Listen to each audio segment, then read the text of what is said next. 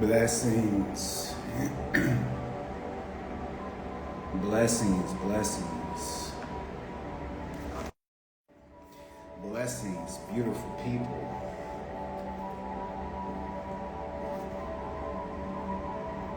Blessings. Okay, so we are in a Taurus mindset today. Let's get straight into it. We are in a Taurus mindset, y'all. We are in a Taurus mindset. Happy to be here. And I'm happy that you are here. Thank you for being here. All right? I'm thankful for all of y'all for being here. Showing up early. Okay. So look, we have the sun, the moon. Actually, let me wait so I won't have to say this twice. Let me wait for a second. Let me wait. Peace, so fam. How's everybody feeling? I don't want to tell you how you should be feeling, but let me tell you what the energy is doing.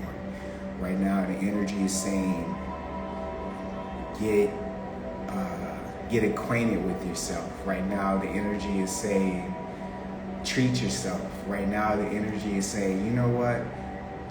Yeah, that burger is $5, but the dinner you really want is $20. Go ahead and get it. The energy is saying, just shave real quick. The energy is saying, yeah, you deserve to get your nails done. The energy is saying, you know what, although you and your partner are having problems right now, you should go ahead and get it together because Venus is on your side. Venus has stepped in, all right? Venus has stepped in to mend your problems. Okay? I know the people are just showing up like, damn, it's 102. He's starting early. That's right. You know why? Because Taurus is here, and I'm a North Node Taurus. So I'm a North Node Taurus, and I'm going through my nodal return. So you already know I'm on it early. For my people who are going through their Jupiter returns, this is your time to shine bright. For my people, and what does it mean to go through your Jupiter return? Well, if your Jupiter is natally in Taurus, that means right now, Vicky, I see you, blessings. If your natal Jupiter is in Taurus, that means right now it's your Jupiter return. Right now, it is your time to shine bright, extremely bright. Blessings are being bestowed upon you. All you have to do is go outside, and I don't want to guarantee you, but chances are a relationship will probably fall into your lap. Finances will be fixed, credit scores rising, right? So we have the sun, the moon, Mercury, Jupiter, Uranus, True Node, all in Taurus. So you have no excuse not to get anything done right now. Ooh. This is why, let me do a little plug real quick. The Mindset Mastermind Mondays start next Monday, but you have to be on Patreon for this. The Mastermind Mondays start next Monday, but you have to be on Patreon for this, and you do not want to miss this. You do not want to miss this. We are getting it together. By this time next year, if you are in this mastermind, things are going to look different with your finances and with your business side of your life, and with you might just fall into or you might just rise into some personal freedom. Okay, so tap into Patreon, and make sure you bring some good energy, because I'm really protective of my community, but just come with the mindset of learning, because this is a mindset mastermind. Okay, so this is going to be a summer of love. This is going to be a summer of love. If you can't tell, we are starting off this. Although the weather is doing what it's doing, it's a little. We'll talk about that later. But you can just feel the energy right now. After we got out of this Aries energy, after Jupiter left Aries, after the moon just left Aries, Now you can just kind of feel like love is literally in the air. Venus is here. Venus is walking down the red carpet, and she's here to mend your relationships. She's here to, blessings, Chadney. She's here to, you know, put that confidence behind you. You know, like that's what Venus does. Venus says, like, you know what? Take an envelope, put it in your sock drawer, and put $20 in this envelope every 2 days, right? Venus makes sure that you are taking care of your finances.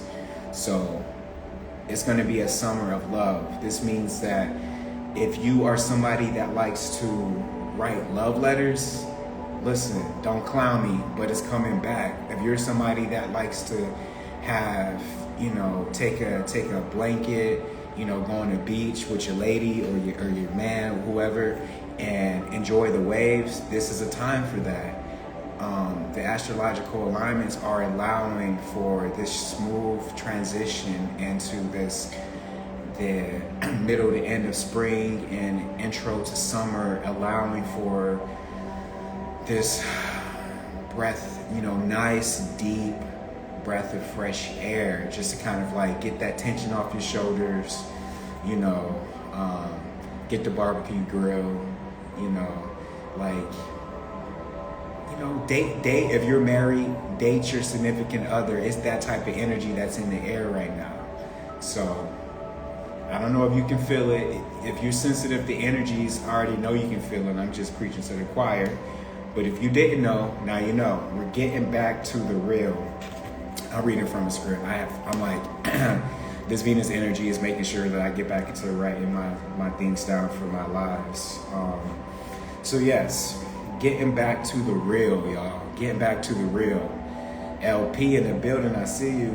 Getting back to the real. And you can just feel it. Even when I say getting back to the real, I don't just mean like getting back to writing love letters, getting back to dating your significant other, you know, your husband or your wife, getting back to cooking a nice home-cooked meal and serving it to your friends, getting back to, you know, going over to somebody's house and just going to a kickback, chilling, playing some music.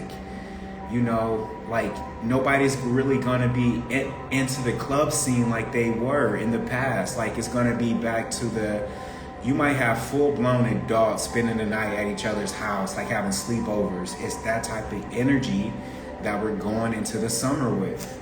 Like, believe it or not, it's that type of energy. You might be a full-blown adult, but you might, you know, hey, ask your husband if I can spend a night. Ask your wife if I can spend a night. Like, yeah, that type of energy, okay? So, that was that little intro, right? That was the Taurus mindset intro. Taurus mindset. Right now, y'all don't want to miss this mastermind. Like I said, Monday, tap into Patreon. But listen, take care of your finances, take care of your business, just pamper yourself right now with this Taurus energy, okay? Pamper yourself. Okay, so with the topics, here are the topics. I have one of those, three, watch. Okay, is shared living okay for adults? That's the first topic. Is shared living okay for adults? Wait, y'all can probably hear my music in the background. I forgot this isn't Zoom, so let me turn this shit down. It's just probably loud as hell. Okay, so is shared living okay for adults?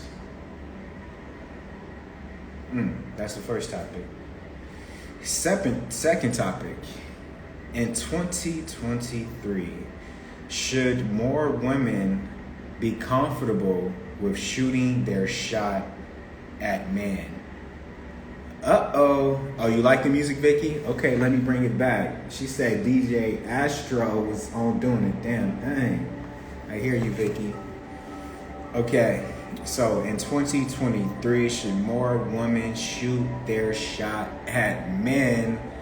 Belly in the building. I see you, Belly. The people I'm shouting out are my tribe. If y'all don't know, get familiar. Nataja, I see you. Okay, so in 2023, should more women shoot their shot at men? Shoot that shit. Hey, don't bring the shooting shots on here. Uh-oh, that's a tricky question. Beautifully T said no. Beautifully T, you say you're gonna come over to Patreon. I never forget a name or a face. So we're looking forward to seeing you over there. Don't forget. Okay, so we got the hot topics. Hot topics. I need to get a soundboard so I can do the little siren. Okay, so here's the third topic. Are careers a thing of the past? Uh-oh. Are careers a thing of the past? Next topic. Is universal basic income already here? Is universal basic income already here?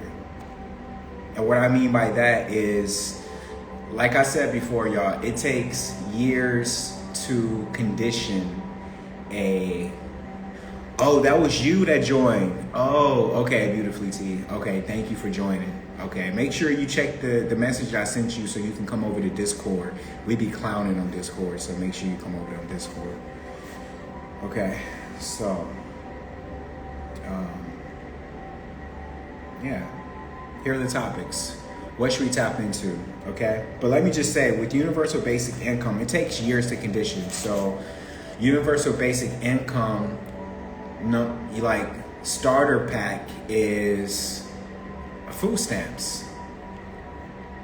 Universal basic income starter pack is free healthcare. Well, no, free healthcare should be free anyway, but like food stamps, Medicare, or whatever it is, right? You get people used to being dependent on government assistance, the starter pack, and then you just rename it, you know, and give them universal basic income. So I was actually gonna make a video about this later, but let me go ahead and bring it to you now, right? So, okay. Make sure you're sitting down for this shit, because you're gonna be like, what the I gotta tap out for a minute for a work meeting. Oh no, they can wait. They can wait, we'll pay you. All right, Natasha, we'll see you. No rent, no water or electricity bills. And there's a way you can do that. Fresh detergent, you've been rocking with me for a minute. Thank you for being here. Medi-Cal. Yeah. Okay, so check this out, right? I don't know if you all heard about what's the coin called? Open AI, Open Artificial Intelligence. Have y'all heard about Open AI, ChatGPT? So here's some weird shit for your mind. So the creator of ChatGPT is going around with this world experiment called, I don't know what it's called, but he's trying to collect everybody's eyeball, like everybody's eye scan. Like, I'm not making this shit up, y'all. I'm gonna make a video about it later. The creator of ChatGPT is going around the world looking to collect everybody's eye scan. And in return, he is giving them something called a world coin. But really, all he has to do is go over to Apple and be like, look, you have billions of Apple users. Can we just go ahead and get their eyeball scans, collect that data, because Apple already has it? High key. So he's going around collecting everybody's eyeball print, and in return, he's giving them something called a world coin.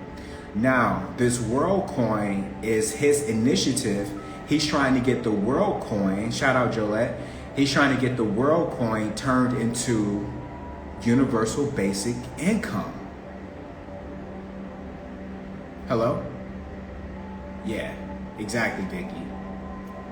He's trying to get the world coin turned into universal basic income.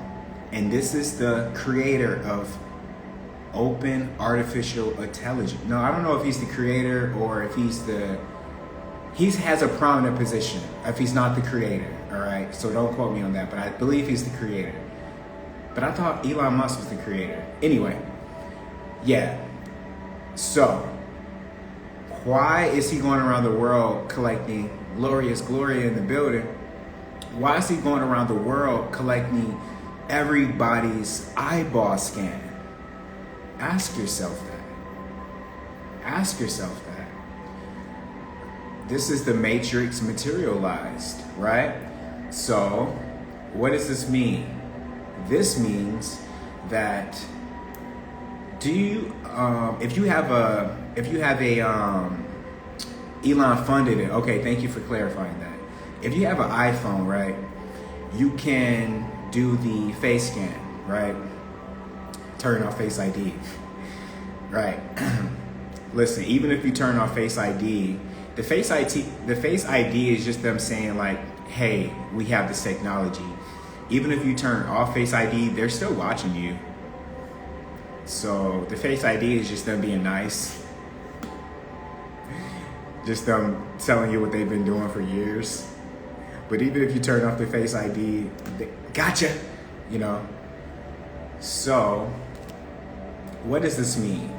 This means that if you have, let's say you have the Apple iPhone and you do the face code or whatever it's called.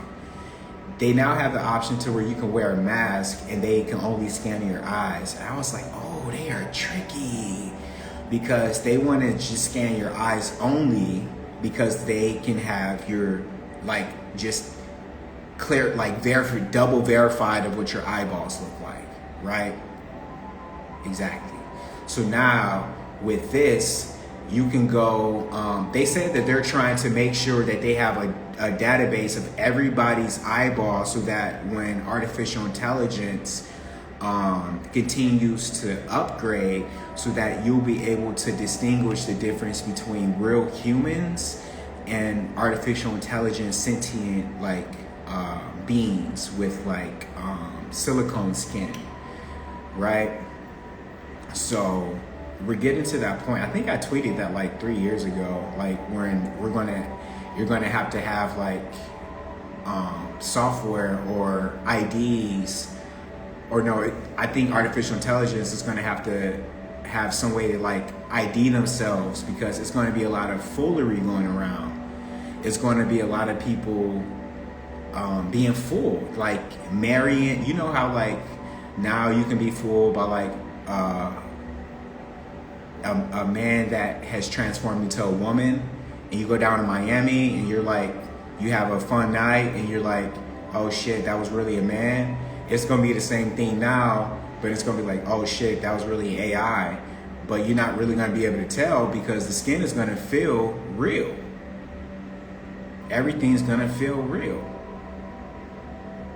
So, if it's getting to that point with intimacy, just imagine artificial intelligence, like, okay, so let's say, you know how identity theft is right now, right? Identity theft with humans. Like you can have Johnny down the block be a card scanner and run your numbers and steal all your information. But now it's getting to the point where artificial intelligence can just bloop, bloop, bloop, take all the information in 3 seconds, less than 3 seconds, have like a full-blown AI skin or like silicone skin, synthetic skin, print out, like 3D print out a new face to be you, and take your identity. What are you gonna do to protect yourself against that? Y'all like, oh shit, that's like science fiction. That can never happen. It's already happening. Joe Biden. It's already happening. Biden, or what were they calling him? Joe, I forget. EMF gun, exactly, Robin. Get a pew pew pew. Get an EMF pistol. Look, shock them bad boys. Call me Astro the Shocker. Call me Astro the Shocker. EMF pistol on my. Listen, don't sleep on your boy. Don't sleep on your boy. Have two EMF pistols at all times. They'll never be able to truly be that person just materially. Exactly.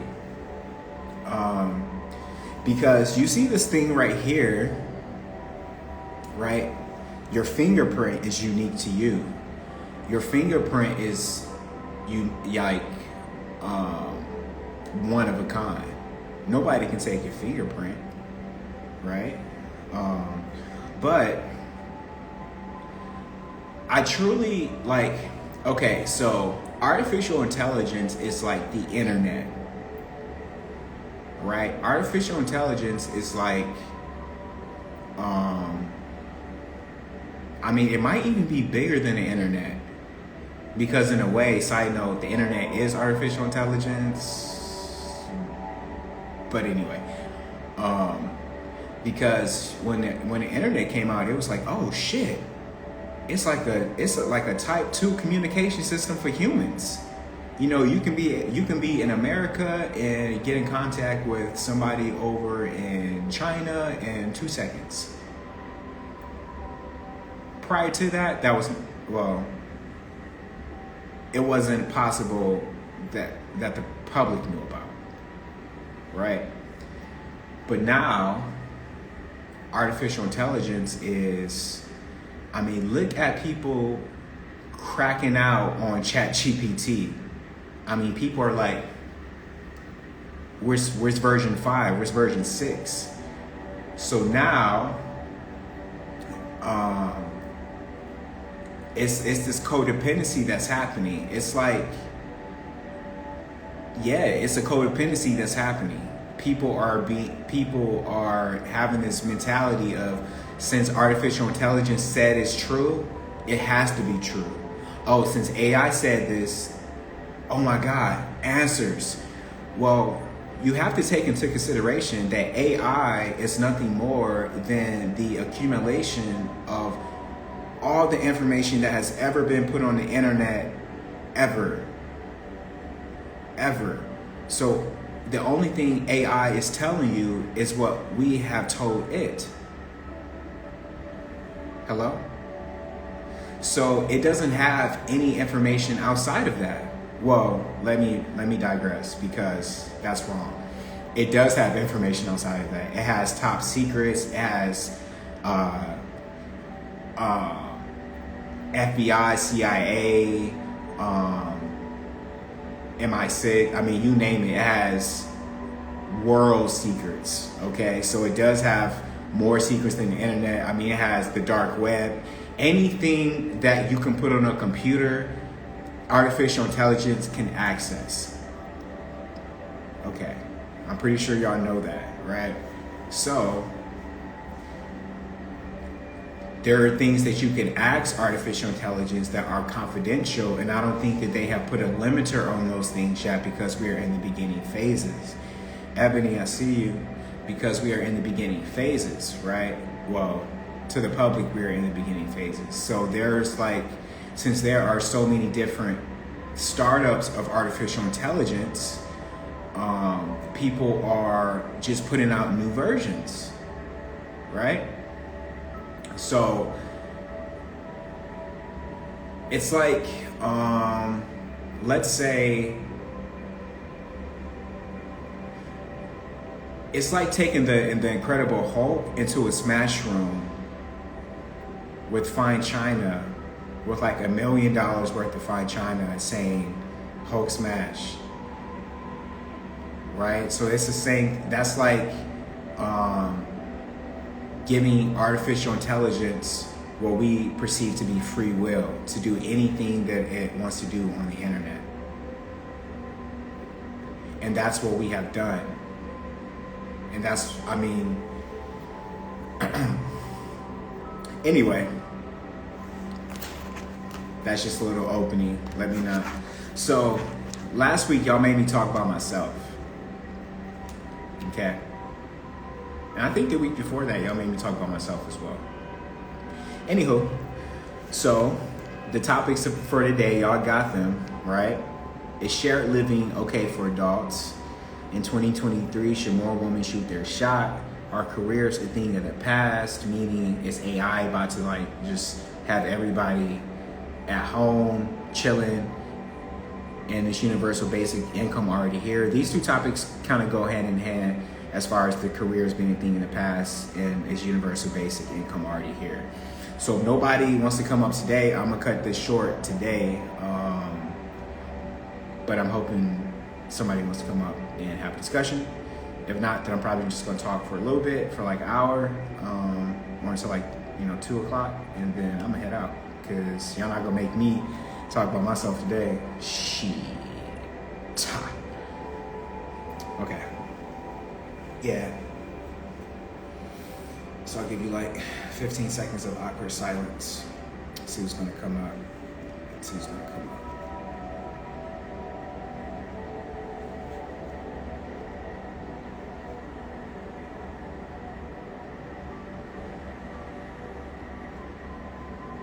You have to ask yourself though, like, since artificial intelligence has always been around for as long as we know,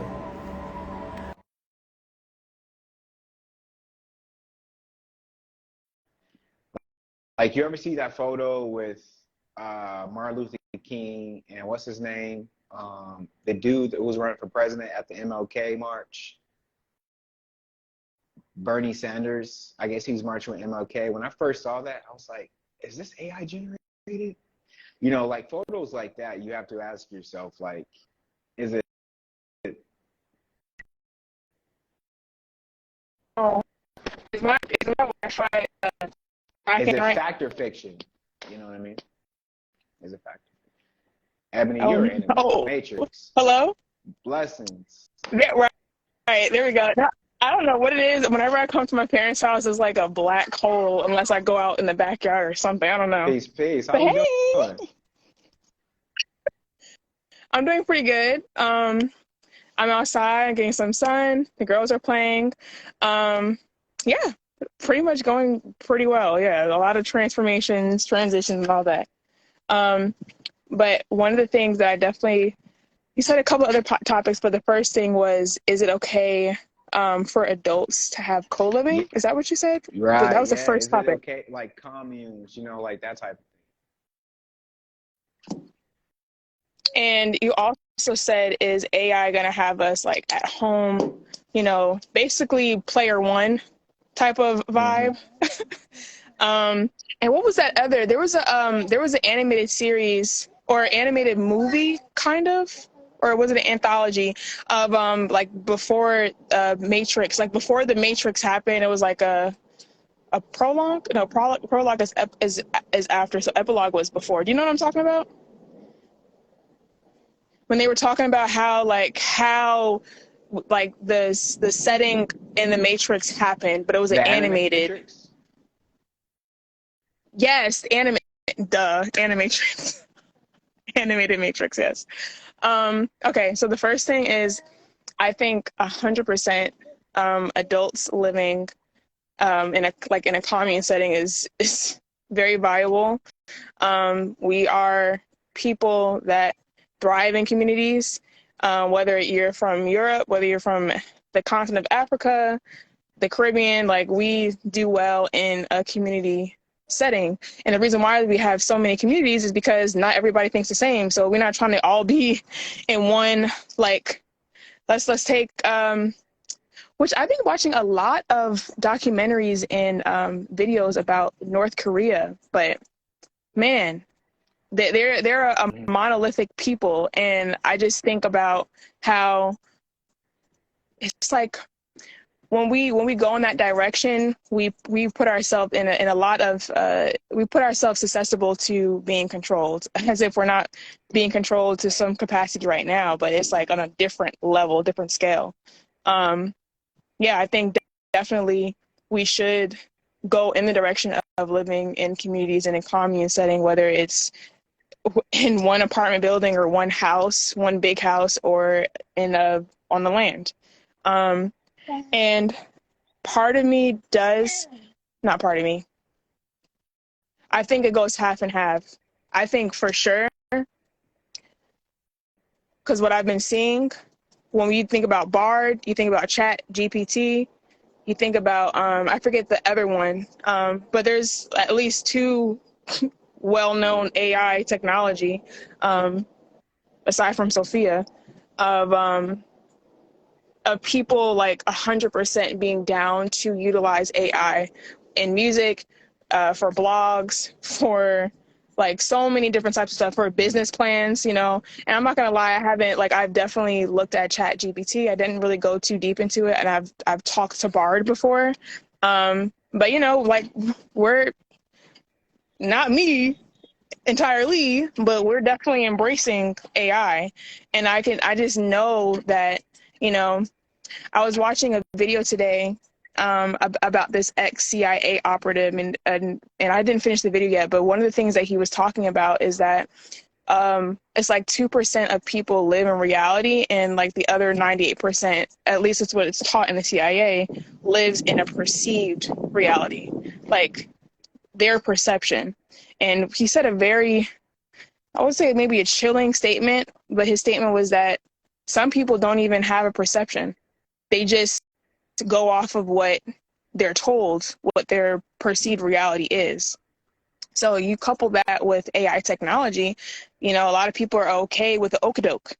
Um, so I think definitely there's going to be some of us that live in a society where, you know, I don't even know what it is. Like, maybe they're oiling the gears for the AI, or, you know, it is a setting of like player one, of where they're just plugged in like maybe 90% of their time throughout the day. And I think there's going to be other people, you know, myself included, that's not going to be plugged into that type of reality. And I think, I said it in the comments, but I really do question, like, even with this Fed now that's coming in July, like, are we really are we like really gonna let this happen? Is this the direction that we're going? You know, we talked about it, but like, are we okay with this? Because it doesn't feel like, based off of um what's his name? Uh he's a Jamaican sprinter. He won Oh, the Olympics, I want Usain to say a Bolt. couple of years Yeah. ago. Peace, Lo. Yes, Usain Bolt got his money stolen by the Jamaican government. Like, what was it, like 20 million or 2 million or something Yes. of You that know what? sort? Actually, let me get out the car real quick. Let's talk about this. All right, let's park the car. So you said Fed now is coming in July. Boom. There's the play. There's the play Yes. right there. So Fed now is coming. They did all these plays to make Bitcoin look bad, to make crypto look bad, like unregulated crypto look bad. Okay, boom. So, like I said earlier, you have the creator of ChatGPT, of OpenAI, going around the world collecting everybody's eyeball scans, right? And in exchange, he's giving them this thing called world coins. Now, his initiative is to get world coins turned into the universal basic income. Now, why is he going around collecting a database of people's eyeball scans, right? And so OpenAI, you can only, if you did your deep research, you will see that they have a connection to, um, y'all correct me if I'm wrong, who started to use, is it Google that started to work with OpenAI? Um, it's one of these companies that Google started to work with.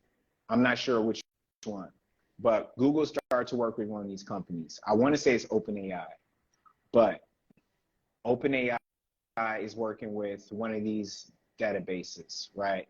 And they have the search history of pretty much everybody who's had a query ever since their inception. They have their questions, right? This would be like the creator of Google linking up with BlackRock. Actually, they already did, because BlackRock took over 23andMe, which is everybody's DNA. Yeah. Side note for that rabbit hole right there. Luckily, I didn't do that. I thought about that. There's even for African Americans, I forget the name of it, but we're thinking about doing that too. But you can't really trust. It's like that's like BET. Exactly. You know what I'm saying? So, boom. Okay, so got everybody's eyeball scanner. At least he's trying to. So far, he has 100 million, right? Or no, he has 1 million. Is it 1 million? Yeah, and he wants to get 1 billion, or like 9 billion or something. No, not 9 billion. I think he wants to get 1 billion or something like that. A crazy amount. So that way he can tell who's human and who's robot. Okay, boom. So you can see the shortages that are happening. McDonald's, all these different companies, a lot of job cuts going around. A lot of people are unemployed. A lot of people are losing their angst to work. We got this huge entrepreneurial push that's going right now. Universal basic income comes in. Also, everything moves over to digital basis, meaning that you can leave your home with nothing more than your cell phone. That's it. Matter of fact, could you do that today? Do you actually need a purse? Do you need a wallet? Because now with Apple, you can put your ID on your phone. So you have your ID, you have a way to pay, you have your communication device, you have social media. You can sign contracts virtually. You have everything in your hand. So then we're moving into a cashless society. A cashless society, where the control of your cash will be in the hands of the governing faction, right? Which means that if you get out of line, your credits are going to be taxed. Right. As we stare into the screen now, So, but there's going to be an initiative, right? Like there's going to be like, if you switch over and you get this Fed now, we're going to give you $1,000 per month for like the next year or some shit. It's going to be something. It's going to be so enticing that it's going to get the basic billies first, and it's going to get the jumping Johnnies. And just it's gonna send them down there, and they're gonna be like, "Oh my God, free money! Oh shit! Oh shit!" And so, boom, they got them taken care of. Yeah. But you're gonna have the thinkers sitting back like, "Nah, that's not right. No, we're not fucking with that." And meanwhile, actually, let me not get too deep. I'm disappointed in the amount of people that don't want to come up on stage. I just want to say that I'm disappointed in y'all. Ian, what do you think about that, Ebony? I think it's a problem. But it's like, it goes back to, it's about whether or not we want to take the initiative of not just being vocal, but like making adequate, radical changes. Because even one of the things that came to my mind through what you were talking about, and I said, I've been watching a lot and learning a lot about North Korea, listening to the defactors. And one of the things that I just watched today was that, North Korea done stole approximately about like close to 1.2 billion. And it's from hacking, and it's just like these things. These things that are happening, they're setting us up, whether it's even true or not.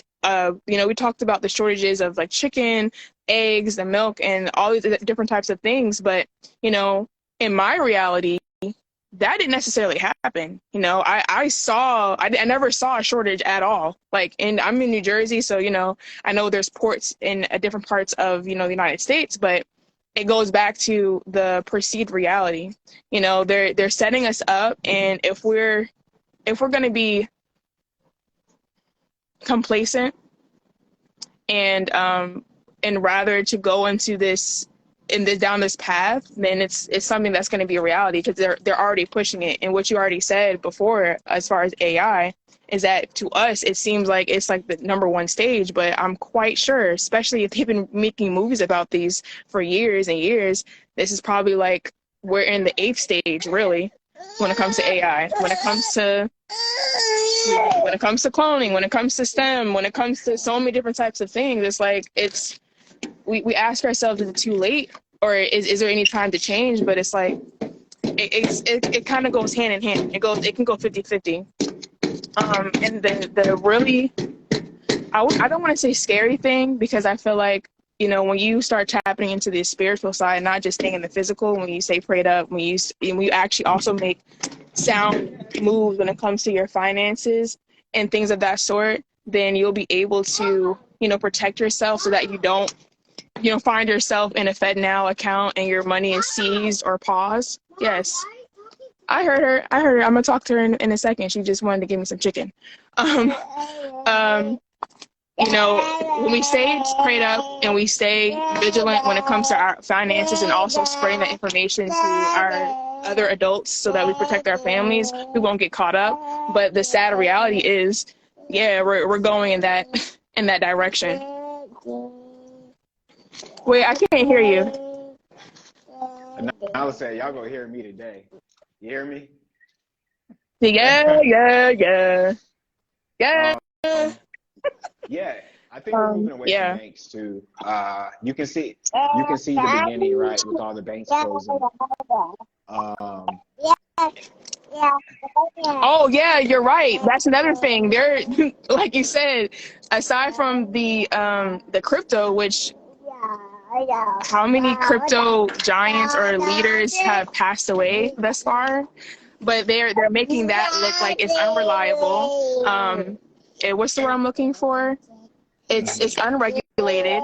And now with the banking system, when you think about the Silicon Valley Bank, you think about these literal state banks, you know, in Nigeria.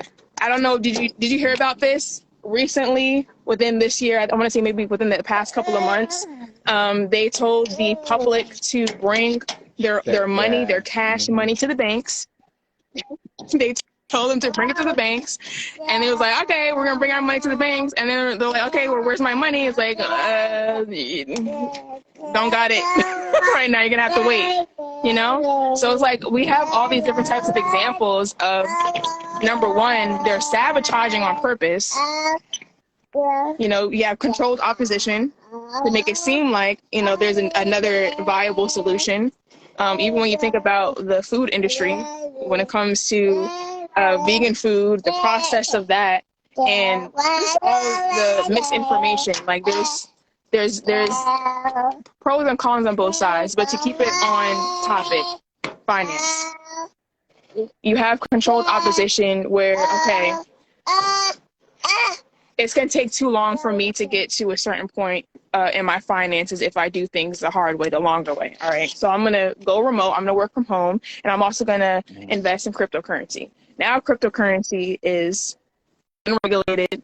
It's you think about I forget the name of the cryptocurrency, but it was based out of Canada, and that was like another multi-million-dollar. I want to say, like, what was it? Maybe 600 million, or maybe a little bit less than that. That was lost.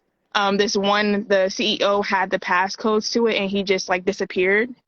Did you hear about that also? Listen. Yeah.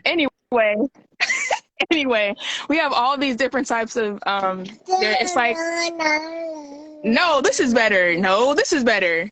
So, like you said, they're pushing us into a certain direction where we're going to be totally dependent. Not me, but pushing us to a place of being totally dependent on the government. If you're on government assistance, you know, right now I don't have a food stamps, but you know, I was on WIC. I'm on WIC right now. I'm not trying to be on that for too much longer.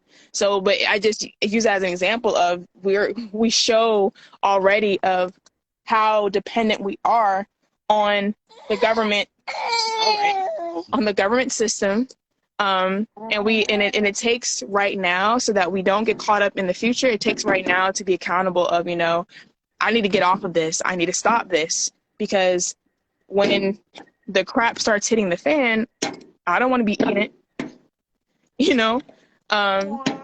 Yeah, honestly, that's a really important thing. Just the government and systems, like, we've had these conversations in the past, whether it's in the 70s, the 80s, 90s, 2000s. It's like, when people talk about us as melanated folks, and now it's going to be very specific, us as melanated folks, and how much we rely on government systems to make sure that we survive, it's not from a perspective of pull yourself by the bootstraps. A lot of people say that. The real solution goes back to the original point that you said, is community. Community living. That's the solution. We talk about AI, and we're talking about all these different ways that they're pushing us into a certain direction, but the way that we have ourselves secured is to secure ourselves and each other together. How can it be avoided? There seems to be no concrete solutions to not getting caught up. Yeah, think about this, right? If you take your attention away from a fool, then the fool would eventually ignore you. Well, if you take your attention away from the government will eventually give you their power. So it's like the fact that people have been conditioned to be so we're overzealous. Like we over consume. Like, let's say you only need one car, okay? You might find a way to get two. If it's a couple that wants to buy a house, they might buy like a 5-bedroom house when really they only need 1 or 2 bedrooms. So it's like we've been conditioned to overconsume, and with that, the government relies on that, and this is why they spend so much money on commercials. Because if all of our attention is distracted on consume, buy, obey, like the movie They, is she in the Matrix or am I tripping? Like the movie They,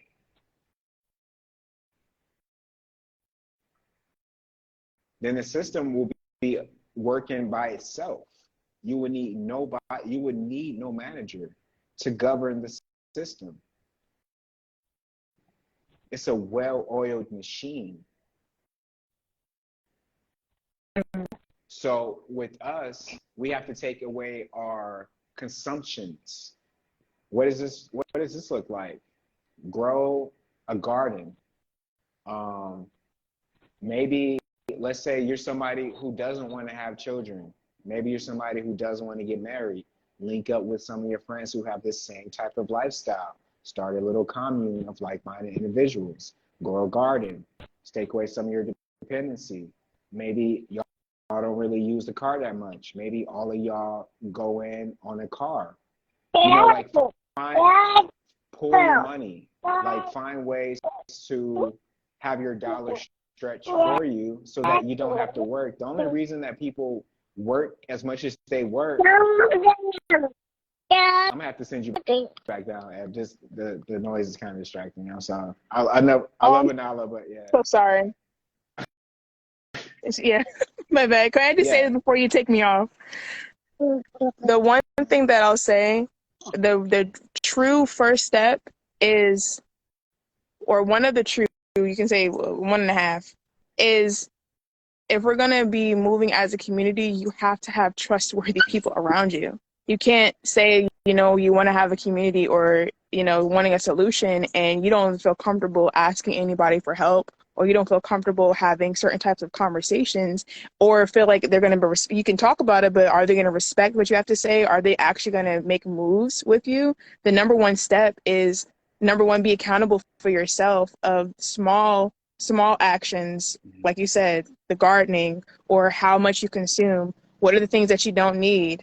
Investing, making wise choices and investing in things that's going to help you in the longevity, and then moving on to the next step of finding like-minded people and actually realizing the work that it takes for that.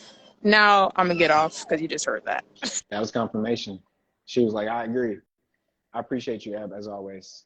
Take care. Peace. Yeah. Our best bet is African. Shit. Listen. So, like I was saying, we just got to take our dependency away from the government. If anybody wants to come on up, you can send in your request and come on up. But y'all have been shy. So it is what it is. I'll cut it short if nobody else wants to come up. But look, oh, actually, yeah, somebody else said that y'all at work. I know y'all at work, so I forgot I moved over here to West Coast, so the time is different. So if y'all at work, thank you for watching. Make that money. Send me 1%. Okay.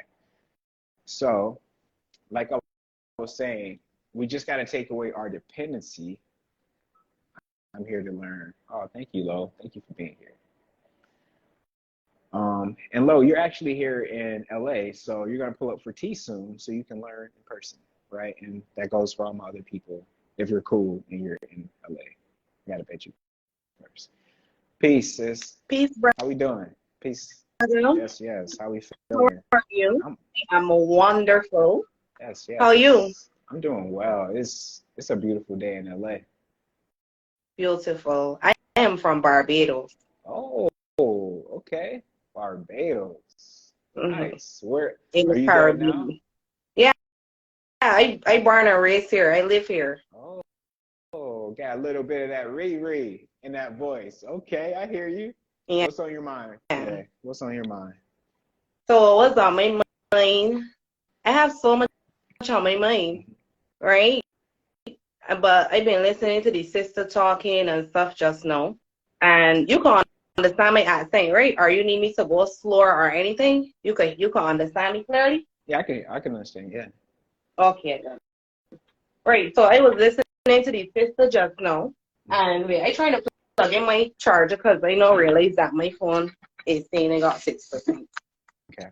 So I was listening to the sister just now, and she was talking about community and different things. Obviously, there are some things that she was talking about there, you know, that pertaining to over there and stuff, because I'm here in the Caribbean, right? So I have been on a spiritual journey for like 13 years or so. And I feel like since this Mercury retrograde and all the things that happen, right, in the last couple of weeks, like a lot of things happen within our consciousness, right? So I am here in Barbados, and really and truly, my culture, I realize that there is a cultural discrepancy going on, right? And what I realize, because even like, all right, I can flip through a lot of different timelines. So just bear with me and follow what I'm saying right now, right? It's like a lot of the spiritualists and stuff just misguided us. Yes, like, so really and truly we at a point now where we kind of lost. So when I hear the sister talking about community there just now, if we do not do the real necessary work that we need to do right now, we will get in communities and fight and kill each other. You get what I'm saying to you? And I'm not talking down to nobody, or I'm not like trying to think the boy vibe. You know what I mean? I just speaking truth for what I see it as. Because really and truly what I realize, even with the Mercury retrograde itself, and you will hear the spiritualists saying, you know, Mercury retrograde is the time where the planets just go backward and stuff. Like the planet of Mercury is the planet of communication. Retrograde means that it is going backward, right? Yes, still, the spiritualists tell you at that point in time, do not make no decisions, right? Don't already communicate. The ex is going to come back, so watch them too. You get me? Right? You following me, brother? Oh, yeah. Right? That's true. Going to come back, watch them. You know what I mean? Like, all these different things people saying about these planetary alignments. Now, because I have evolved You know what I mean? In my consciousness, like before the retrograde, I could not read the planets, my birth charts, and them kind of things properly. Right? The Babalawo told me like 2 years ago that I have psychic abilities. Right? He came to my house and he told me 2 years ago I have psychic abilities. But I knew that. Right? So I didn't have no tarot cards. I went to Trinidad earlier this year and I bought my first set of tarot cards. So when I started to look at these cards and read these cards, I really couldn't understand what I was looking at. But you see, after all the things that we went through here lately, brother, I am seeing everything so much clearer. It's like that if I wasn't strong right now, I don't know where it would be with all this information that is downloading through me. And then in a culture like Barbados, where people don't really understand or can relate to this kind of energy, because really and truly nobody around me that I know about right now is dealing with planets or anything. That's how I found you, brother, because I found the hood healer, right? So I was following hood healer from last year, March the 21st, when I decided that I'm going to start my inner child healing journey. Now, we think that these journeys just be easy, but none of these journeys don't be easy because we just be literally reclaiming our spiritual birthrights. And that's the word that we ain't do yet. No matter these spiritualists are here misguiding and misleading people, you know. And we ain't even really overstanding it. Sometimes we ourselves just be misguiding the masses because we ain't even take the time to really dissect the information from a spiritual standpoint. And then because we did not do the work of reclamation of the birthright, you know what I mean? You ain't even gotten a spiritual wealth, so you can't go away and get nothing do. You can't go away and get the magic happen. You host burning sage and amplifying them voice from your ancestors because you really didn't do the work properly yet.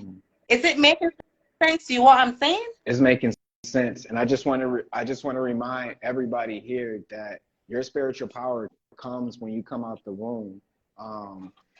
But just like a seed maintains the fruit, all you have to do is provide it with the soil and water.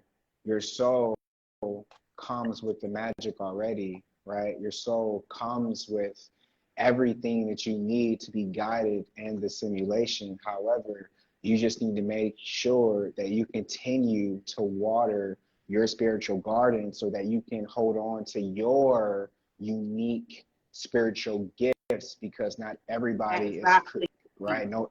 Nobody's created the same. So somebody can be a seer, the other person can be a filler, you know? So you just have to make sure that you are maintaining your spiritual gifts and focusing on your spiritual garden and pulling the weeds out when they need to come on out. All right. So, okay, let me explain to you what happened to me in the last couple of days. I realized that I never really had a happy Mother's Day. So I was not even going to say Happy Mother's Day or even accept that for anybody because I went through raising my child by myself. You get me? And not only that, because that's like part of it, but it started like I think like the beginning of the retrograde, because I'm a hairdresser by profession, right? Well, no, I am no longer a hairdresser. I decided that I'm no longer doing hair from like last week or so. All right? And I have been doing hair for about 17 or 18 years. All right? So the reason why I came to this decision is because I realized that I touching people from chakra. All right? I know the kind of power that I consist of. So here it is that I'm touching people all the time, and I literally develop clairvoyance, clairsentience, all these different magical powers I develop, right? So actually talking to people now, because what I would do, what I feel, but I didn't really fully understand that this is what you feeling from other people. So when I first started to develop these you know, powers or whatever you call them, I thought that it was me. So let's say, for instance, somebody come to the shop to get them hair done, and you know, I'm telling myself the job is 100, right? And you know, I hear it in my head 80. At the end of the day, she got bills to pay, food to buy, all these different things. So then all the time I literally putting down myself because I'm thinking I ain't gonna charge 100. I can tell she will give me the 80, right? But then I'm in here feeling really bad because I know that that's what I was worth, right? So all these years of experience and stuff I never went to school and learned to do here or anything, these are all my gifts, right? That I come here with. I came here to this earth very spiritually wealthy. I recognized my consciousness when I was 8 years old, and I asked my father next, when you die, what's gonna happen? I didn't ever get to see you again. And he died in 4 years, which means I saw that he was gonna make that transition. Yes, I. So for me, you know, like in here and vibing with people and realizing that over time, I realized, wait, these things might talk. These people talk. You get me? Oh, So because then you're now, taking in the energies of the crown chakra.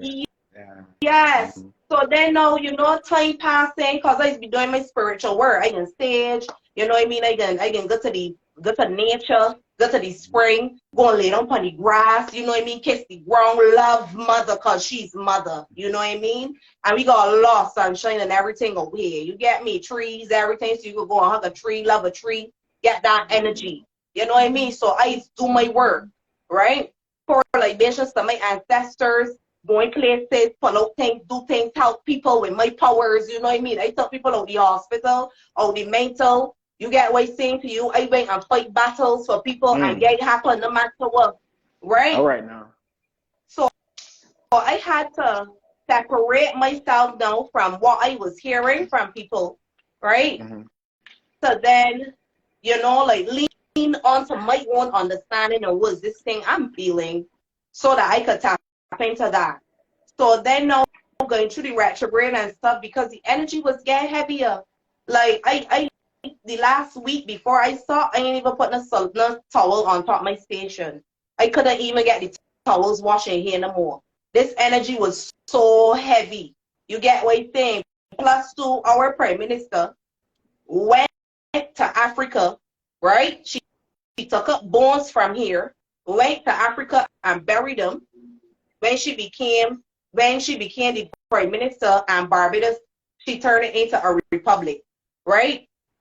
So she went and she did that, but she never came back and told the people what she did and the purpose for why she did it. So right now, this entire country is under like an ancestral possession because the people here are like this society is Christian dominated. You get me? So everybody looks for God outside themselves. Nobody don't see themselves as God. You get what I'm saying? So before you can even fix these things, right, with you ancestors and all these things, first you got to recognize that religion is a hoax. You got to recognize that the God that you was taught that outside of you, that you looking for outside of you, is within you. You are that God. You get me? When you open your eyes, that's God eyes there opening. When you open your mouth, that's God mouth there opening. You get what I'm saying to you? And all of us are fragments of that one God, which is a consciousness. It's not a person. So there's where people get tired with. You get what I'm saying, brother? And lost in the self. So now when you gone on, you know, you call you religion, you organization, whatever it is you gone on in, but you never actually do the spiritual work to reclaim your spiritual birthright from what your grandmother, grandfather, great grandmother do, or what happened in she life, Wait. what she went let me through. pause you right there. Okay, so you said you never. Okay, your ancestors are your ancestors, right?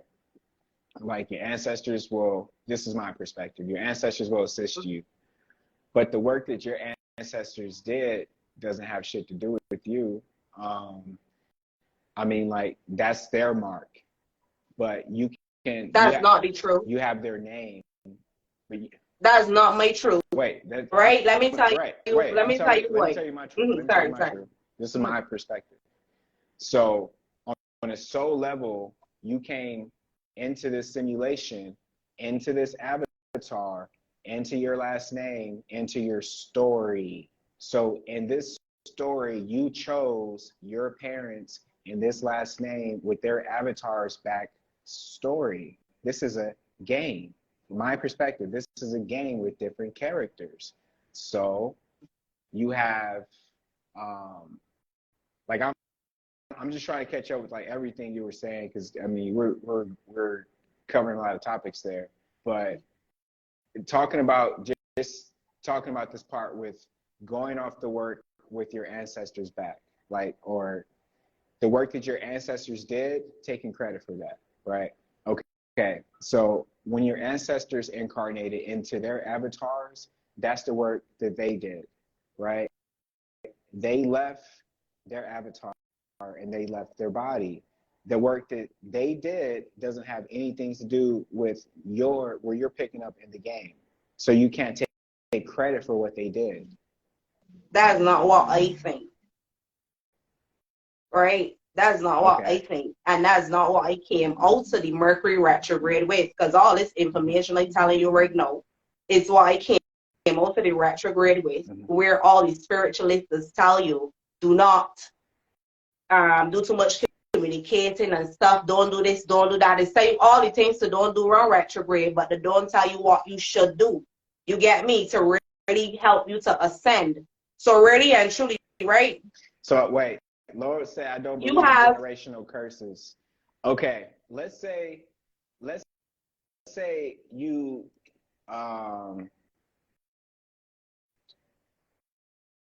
let's say you go to work, right? And you steal something. And your daughter is working at the job. You and your daughter just happen to have a job at the same place. You steal something. Who gets fired? You or your daughter?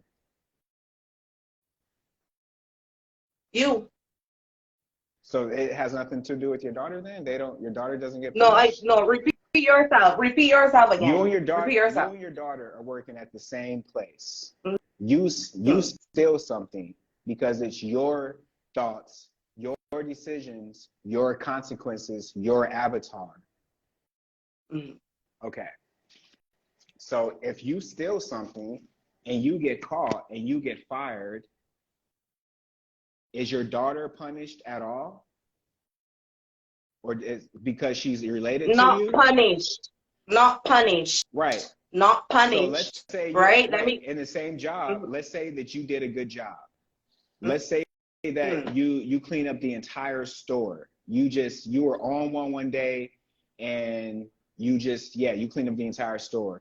Does your daughter get rewarded or do you get rewarded? All right. The context in which you're using it in, right, to speak about these things, I ain't think that it working for me. So let me explain to you how this thing is working, right? For me, and what you understand based on my experiences, right? So let's say, for instance, because we know we got pedophiles all over the world and all these weirdy people, right?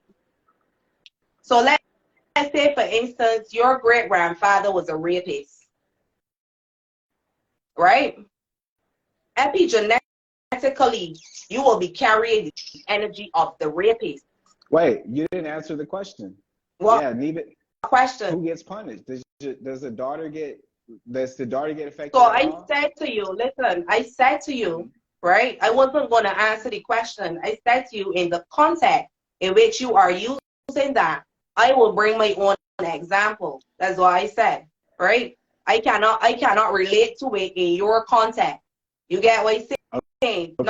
Not like that. So I'm breaking it down for you, right? Okay. What I am trying to say to you in my own context. Okay, let's make sure it's not long-winded. That's all. No, it's not long-winded. And even if it's long-winded and I'm breaking down something, that should not even be a problem.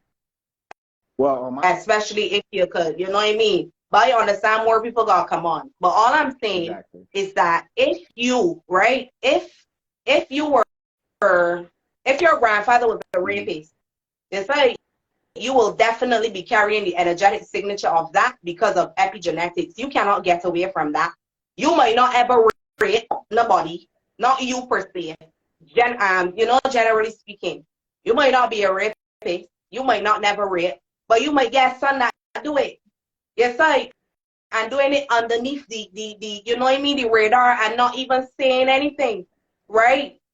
And it's not to say that, and because you didn't actually recognize who your grandfather was, that impacts you and your life.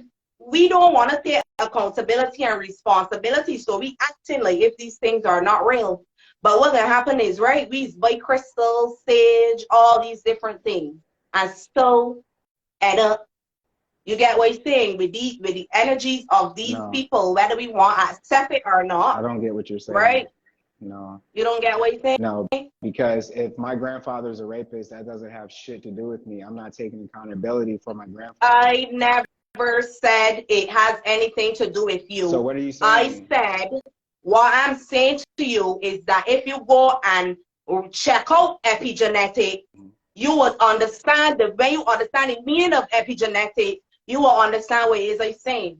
Yes, I am not even. I'm a psychology minor. I completely understand epigenetics. I'm just trying to understand how. But that is the problem with everything, because when you go and get paper psychology, right, you don't have spiritual birthright psychology. Right, but you don't. You never have the authority to say what anybody else's spiritual birthright is. You can only speak on your spiritual birthright. So you would be wasting your breath. Oh, wait, let me speak, because this is my platform. Mm-hmm. You'll be wasting your breath trying to ever speak about anybody else's spiritual birthright, because you don't know what it is. I'm just telling you that I have put in the work in this matrix program with psychology. Listen. With psychology, so I understand what epigenetics is. I'm just trying to understand and overstand how you're using epigenetics. Oh, she left. Okay. Well, listen, this too real, Tiffany. I don't know if you are her cheerleader, but I'm gonna go ahead and boot you because you are doing too much right now.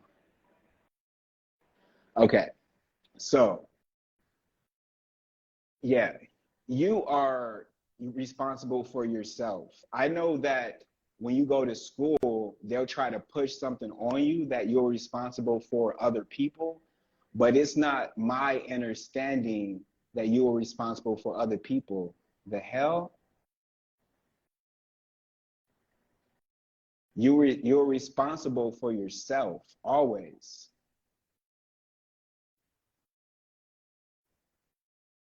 That's that Western narrative that they try to push on you. No, yeah, she is confused, Gloria. She is confused. I mean, but listen, I'm not here to. It's just we have to agree to disagree. That's her perspective, and this is my perspective. Um, but with that being said, I mean, it is a open platform, so I would like to have more people come up because I got some time today now. That was spicy, and I like it. So anyway, let me eat one of these gummies because that was too turned for me.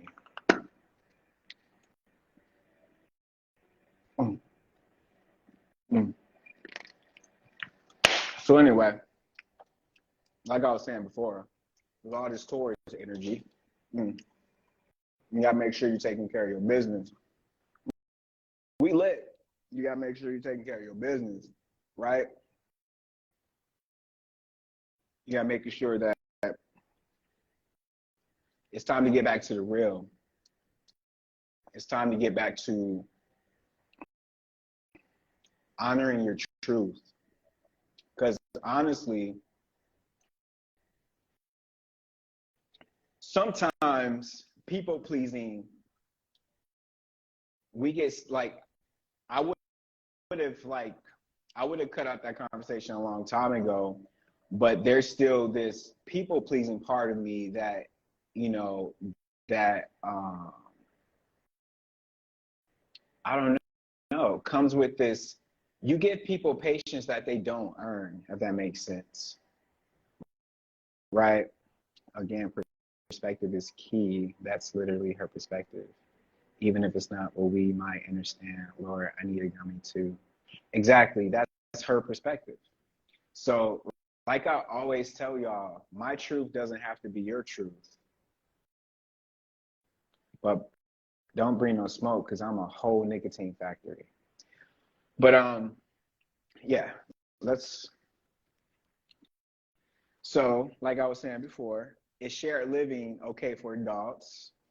Right? In 2023, should more women shoot their shot? Are careers a thing of the past? So if careers are a thing of the past, what the fuck is college for? If careers are a thing of the past, does college have an expiration date? I'm gonna use that line. Oh, I got that from J. Cole. You gotta check out his latest album. So if careers are a thing of the past, does college have a expiration date? Do you think anything is wrong with Section 8? Nope. Nope. The government use you every day. Use them. Reciprocity. Get them food stamps. Oh, you already know I believe women should shoot their shot. Yeah, why? I remember when I was in high school, they had this thing called Sadie Hawkins. Have y'all heard of it, Sadie Hawkins? Where it's like the women would ask the men to go to, like, if they want to go to the dance instead. And everything just went so much smoother because the women low key, high key hold the power, because it's like the women, like all the man has to do, the man just wants to know that the woman is interested, because majority of the time it's the man pursuing the woman. So if the woman gives the green flag, then it's a relationship. But let's say if a woman is interested, but a man's not interested, I think it'd be easier for a woman to get that man interested in her. But if a man is interested and a woman is not interested, it will be a little bit harder to get that woman interested in that man. So therefore, I believe if women shot their shot at men, their field goal percentage will be really high, because it's hard out here for men. I mean, I'm not trying to compare our struggle to women's struggles, but I mean, we get our DM screenshotted and posted on Instagram. We get used for like free dinners. I mean, we need a little bit of love too. So it'd be, I think, since on the first date, y'all expecting us to pay for everything. She said, is it really? Why don't you come up on stage and talk about it? Let's have a conversation. We could get some women and some men up here. But if y'all expecting us to pay for everything on a first date, then wouldn't it balance everything out if y'all just asked us? I thought men like the chase though. It depends on what his Venus is. It depends what his love language is. Some men like the chase. Some men likes to be, some men like to know that what we are chasing likes to be chased, or else you're just a stalker. It's easy to label a man like, oh, this man keeps texting me. Yeah, because he likes you. So it's easier for us to know that you like us, so that we're not wasting our time. But sometimes a woman would not let us know that they're not interested. So we just keep texting them, and they're not, they won't just say like, bro, I don't like you. So we can be like, oh shit, she doesn't like me. Let me reprogram and go to the next woman. It can be that easy. But no, y'all lead us on, y'all make us buy y'all gifts and shit, and then y'all be like, oh, I don't like you. Stop texting me. I'm not speaking from experience because I don't get played like that, but I'm just saying, I've seen some savagery on the internet. So why don't we just balance it out a bit? Why don't we just balance it out a bit? And therefore, if a woman shoots their shot at a man and a man says no, then maybe she'll be like, oh shit, this is what they deal with every day? I mean, don't do it just for that, but like, I don't know.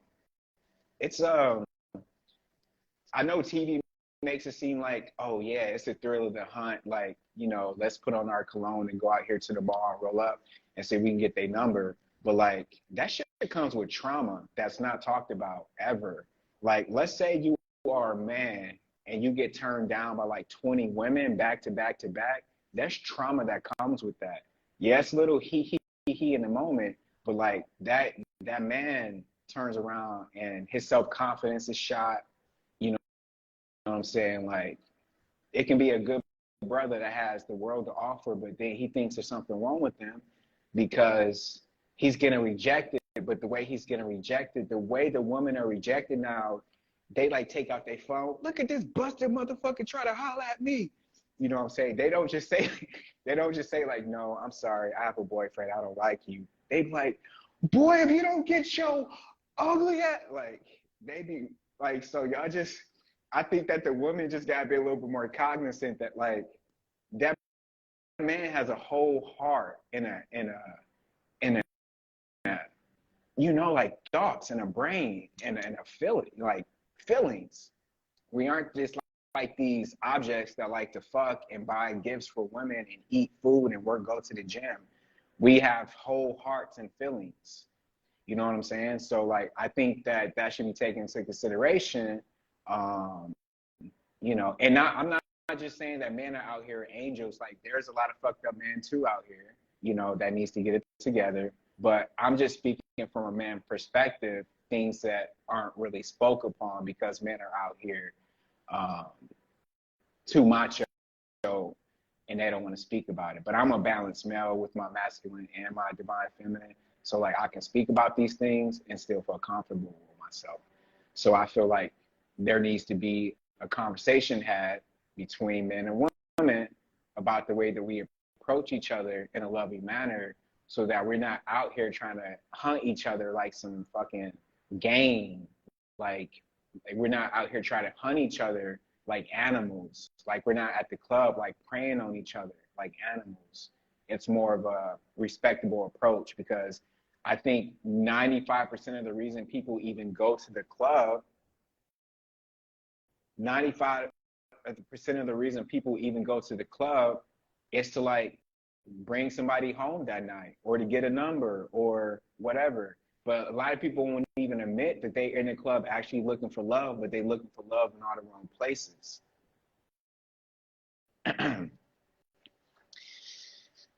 Y'all not ready for that conversation though, because a lot of y'all in conversations where you got a sugar daddy, you're not ready to let go of him because your bills are getting paid. But that's between you and AT&T. So do what you got to do. Do what you got to do. But just keep in mind that men have hearts too. And a lot of those sugar daddies, they really just want, you know, a woman. They really just want company. Y'all acting like I'm saying shit that don't really, come on. I'm being 100% real right now. It'd be the 275-pound dude named Ricky that's tricking off. I can't hear you. Okay. Can you hear me now? Yeah. So I just wanted to tap in and piggyback on the conversation that the young lady was talking about, which is like building in the community. And like what I've been noticing is like in the conscious community or just in the community in general, like the support is not there. Like I've been seeing like how people rely on the government assistance and just looking for basic like handouts instead of connecting together and seeing like how we can like make a change, and or if this person fix computers or if this person know how to garden, how about we build our own community and come together and like just make it happen. That's kind of like what I've been seeing. And so like me personally, I've been like coming up with all different types of like things in my head, like seeing like how I can make a difference to the community. Like I feel like I'm being called to host a sacred sisterhood healing event, which I am. I'm doing that for my birthday. And that's just basically to like help women come together with genuine love, and then eventually to get the men on board, because it's just like I'm seeing like everybody hopping on this spirituality bandwagon, but nobody is actually doing the work. And they're constantly looking for, oh, I gotta go and get a loan, or I gotta go and I need somebody to give me, when really the help is inside and within the community. That's what I feel. I love that. I And you wasn't know ready what? for this. I wasn't ready, but I'm ready. It's all good. It's all Yeah. you are ready, right? Yeah. Your soul is ready. That's why this is taking place. Yeah. So I send you energy to your endeavor with the sisterhood. Yeah. I really think that it is a time for communities to come together. Yes. I always speak about this with Pluto being in Aquarius. So anything that you can do to just raise the vibration, I think that that's a Yeah. beautiful direction to go in. Yeah. And I that's what I've basically been doing, and I'm just like, dang, it just been feeling like a lot of pressure has been on me, because I just feel like I don't resonate with a lot of people, and people who that I've been really connecting with, like just in the conscious community, I've been noticing that they all like radiate or flow on this certain frequency, and I'm not a part of that. So I'm feeling called to create my own community, and not even conscious, like, because I've noticed that like some hood the guys, they want to tap in and get the healing too and work on themselves, but they kind of scared. Yeah, trust me when I say I'm on both sides of that. Yeah. I just left Detroit like 2 weeks ago, and I got a lot of like I say old friends and family who are still straddling the fence of leaving their old ways and tapping into a lifestyle that's more that will honor your morality. Because there's a lot of ways that you can get out here and get money in a simulation. But how many of those ways are going to leave you with a golden morality at the end of this thing? Or how many of those ways are just going to guarantee that you come right back into this game? So I think that having a community of like-minded people almost guarantees that you stay on a straight path. Damn, Matrix came up in here again. Snatch somebody else. Well, thank you, Isis, for coming up. These are some good conversations. Thank y'all for coming up. This conversation of men knowing what the conversation of men knowing what world to be in. Yes. All right, so let's get back to the spicy shit. Okay, so yeah, I believe that when you're older, like, or when you're younger, a child would be like, "What's that on your face?" Like, a child would just say like the shit that is on their brain, because they don't know that you're supposed to have the society filter. That when you get older, you're not supposed to say what you really feel, because like it might offend somebody, or we've been conditioned to not say the truth. We've been conditioned to say half truths. So it's like, do you like the way I look? Oh yeah, that dress looks nice, really knowing that shit is busted. So I think we need to get back to saying like the full truth. I don't know why that's so hard, so that we can live in a world of, I don't know, truth. I think the only way to live in a world of truth is to actually start saying the truth. Easier said than done, though, because a lot of people are living lies. So all they know is lies, and all they can talk is lies. Um, so it's a little harder. A lot of people gonna need to hit that truth rehab first, hit that truth rehab. Um, but I think it's important to get back to living in your authenticity so that you can speak your truth at all times. So telling people not to talk to me if they busted. Hey, if that's your truth, then be ready for karma to reply with the same type of truth. Because look, life works in two ways. Like, you can live your truth, you can live your unfiltered, raw, authentic truth, right? But realize and know that every time you use kinetic energy to make a movement in this world, it is recorded and it comes with consequences. So therefore, if you use your raw and unfiltered truth and freedom and dissimulation to hurt somebody else, karma keeps score, and that same energy will be returned to you always. Always. So it's like, what I mean when I say that, it's like the moment that you decide to do some bullshit, you're saying to yourself, I'm expecting this bullshit to come back later and I deserve it. Law of correspondence, yes, exactly. It's like when you let somebody borrow a dollar, you know that that dollar is going to come back. And if you borrow a dollar from me, I'm going to charge you 10% interest. So I know that that dollar is going to come back with 10% interest. So therefore, when you let somebody borrow some energy, because that's what it is, that borrowed energy that you put out to the world comes back to you, but it comes back with interest. Hey, I'm just saying.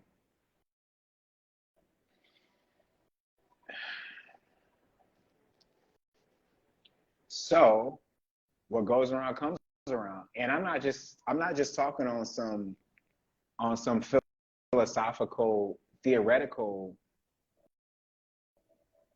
type of rhetoric here.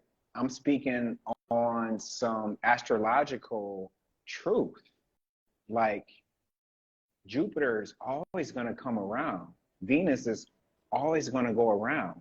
The sun, 365 days or 360 days, but really, or one day. Don't go down that rabbit hole. Just chill, bro. Okay. So yeah, the sun goes 365 days. So just stick with that number for today, right?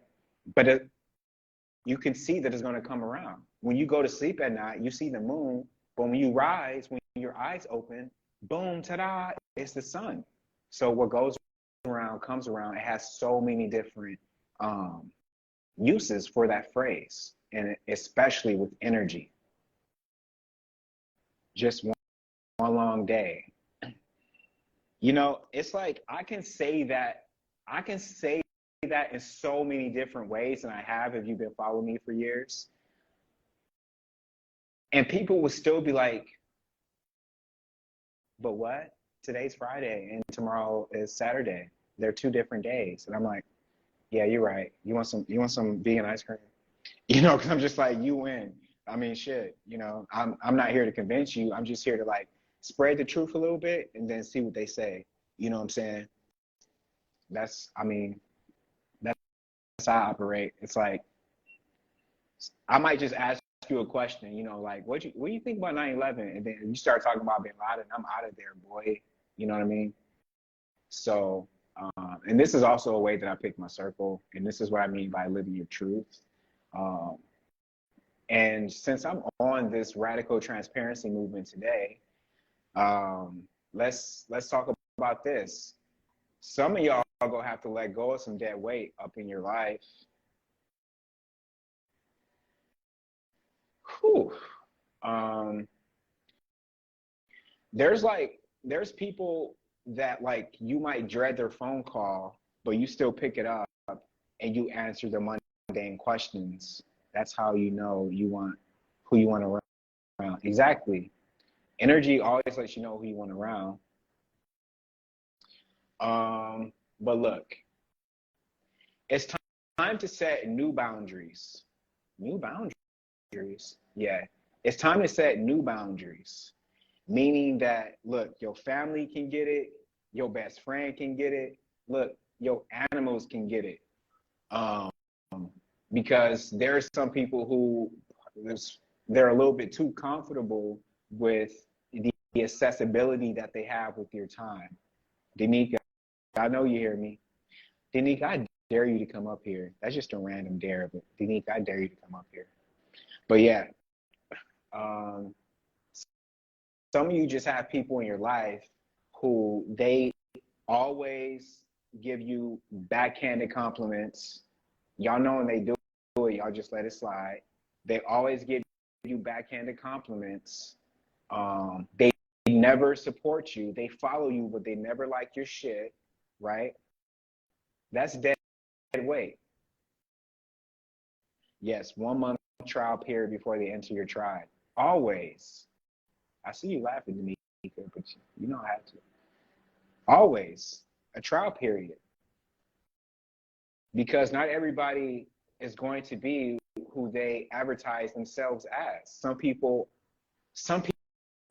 really believe that they are who they advertise themselves to be on social media. Some people, I don't want to trigger nobody, but are you the same person when you log off of social media that you are when you're on social media? Or do you log off and you're like, character deactivated, and then you go and you act like a completely different person? Uh-oh, did I just hurt your feelings? Because you got your mask on.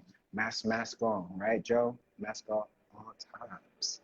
So I would highly recommend that you get back to being you, so that you can stop being the person that other people want to see you as. Oh, shit.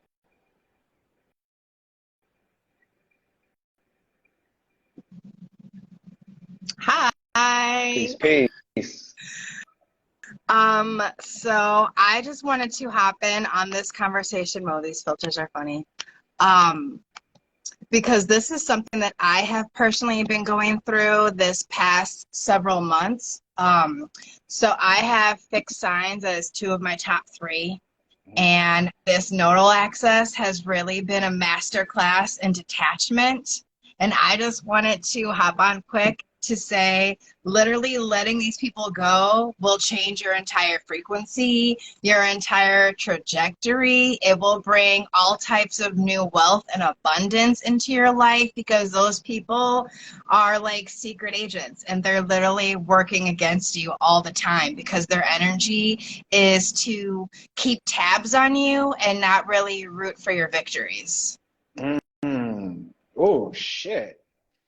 And so that has been something I have been really learning the hard way for the past like 18 months or so, 18, 20 months. And even lovers fall into this category too, because I have found that the people closest to you, especially the one that you're sharing your bed with, can also be in this category where they're really just around because they want a piece of the resources that you get. And they know they can get it without you, and you're a battery pack boosting them. So you're saying, in other words, let me rephrase this, that my success is contingent on your ability to do good in a relationship. And the moment that you're no longer valuable, my interest might deflate. Sometimes that is people's intentions. I would not say that that is going to be for everyone, but everything is attracted to the light. So when you are beaming brightly and living in your purpose and attracting all these wonderful things into your timeline, you're also going to attract trash. And sometimes you need to really learn how to edit that. So having a filter, you know, like when you go into a restaurant, they have that sign that says we have the right to refuse your service. So it's like keeping that sign on you at all times, knowing that not everybody that some people are tested to see if you're going to allow the same low energy that you filtered out before to come back into your life. Does that make sense? Mhm. Mm. Especially when they feel like they are, I don't know if untouchable is necessarily the word I want, but like they're just really comfortable and they just feel like they have they're in a different category in your life and that they could never be subject to, you know, probationary evaluations. Oh, yeah, they get a little bit too comfortable thinking that like, yeah, I know exactly what you mean. People that sneak in and they don't necessarily do the work, but they still take the credit of like a best friend or, um, yeah, Or I even know like this, the or moochers. even like when you are in a healing season of your life and you meet people that see something in you that you don't yet recognize in yourself, those people will also try to latch on so that they can ride the upswing, you know, and then they get to cash in on part of that as well. So I think that there's lots of ways that people sort of energetically plug into you to be a vampire or a succubus of some kind. Oh, yeah, I know exactly what you mean. It's like when LeBron was getting pitched in high school, like by Nike. You know, it's like they see your potential and they want to just make sure that they can cash in before everybody else sees your potential.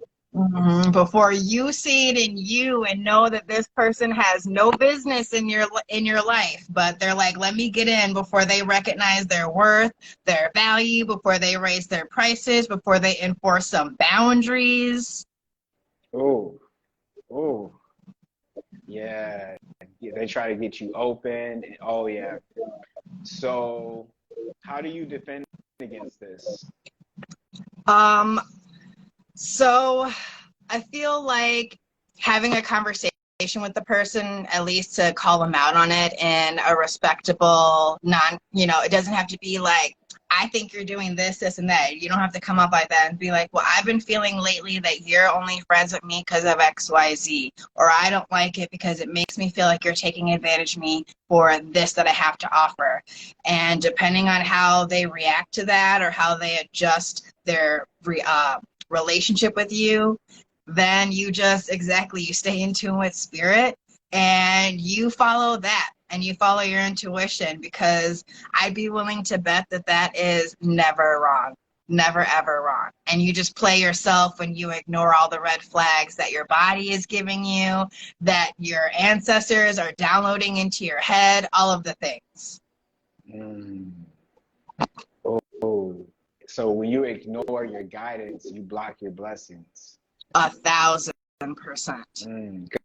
Because all your shields are down. You don't see the damage. You don't see the forces around the castle because there's nobody on guard. Oh, damn. This is true. Mm-hmm. She's speaking to somebody right now.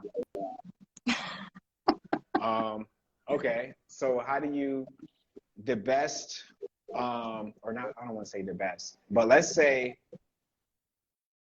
you are in alignment, right? Because I often hear that like when you're in alignment that you are untouchable. But I don't see that to be the case because I believe that you can be in alignment, right? But the fact that you are in a skin suit means that you are going to have tests at every level, right? The teacher is also a student, always. So when you are in alignment, the tests that are going to come, I believe they're probably going to be a little bit more recognizable because you are in alignment, but there are still going to be tests. So what do you feel like this type of um, what you're speaking to with people using other people, what do you think this looks like with somebody who is in alignment with their truth? Or do you think this actually happens? I think that when you're in alignment, you're going to be tested even more and on a grander scale because the stakes are higher.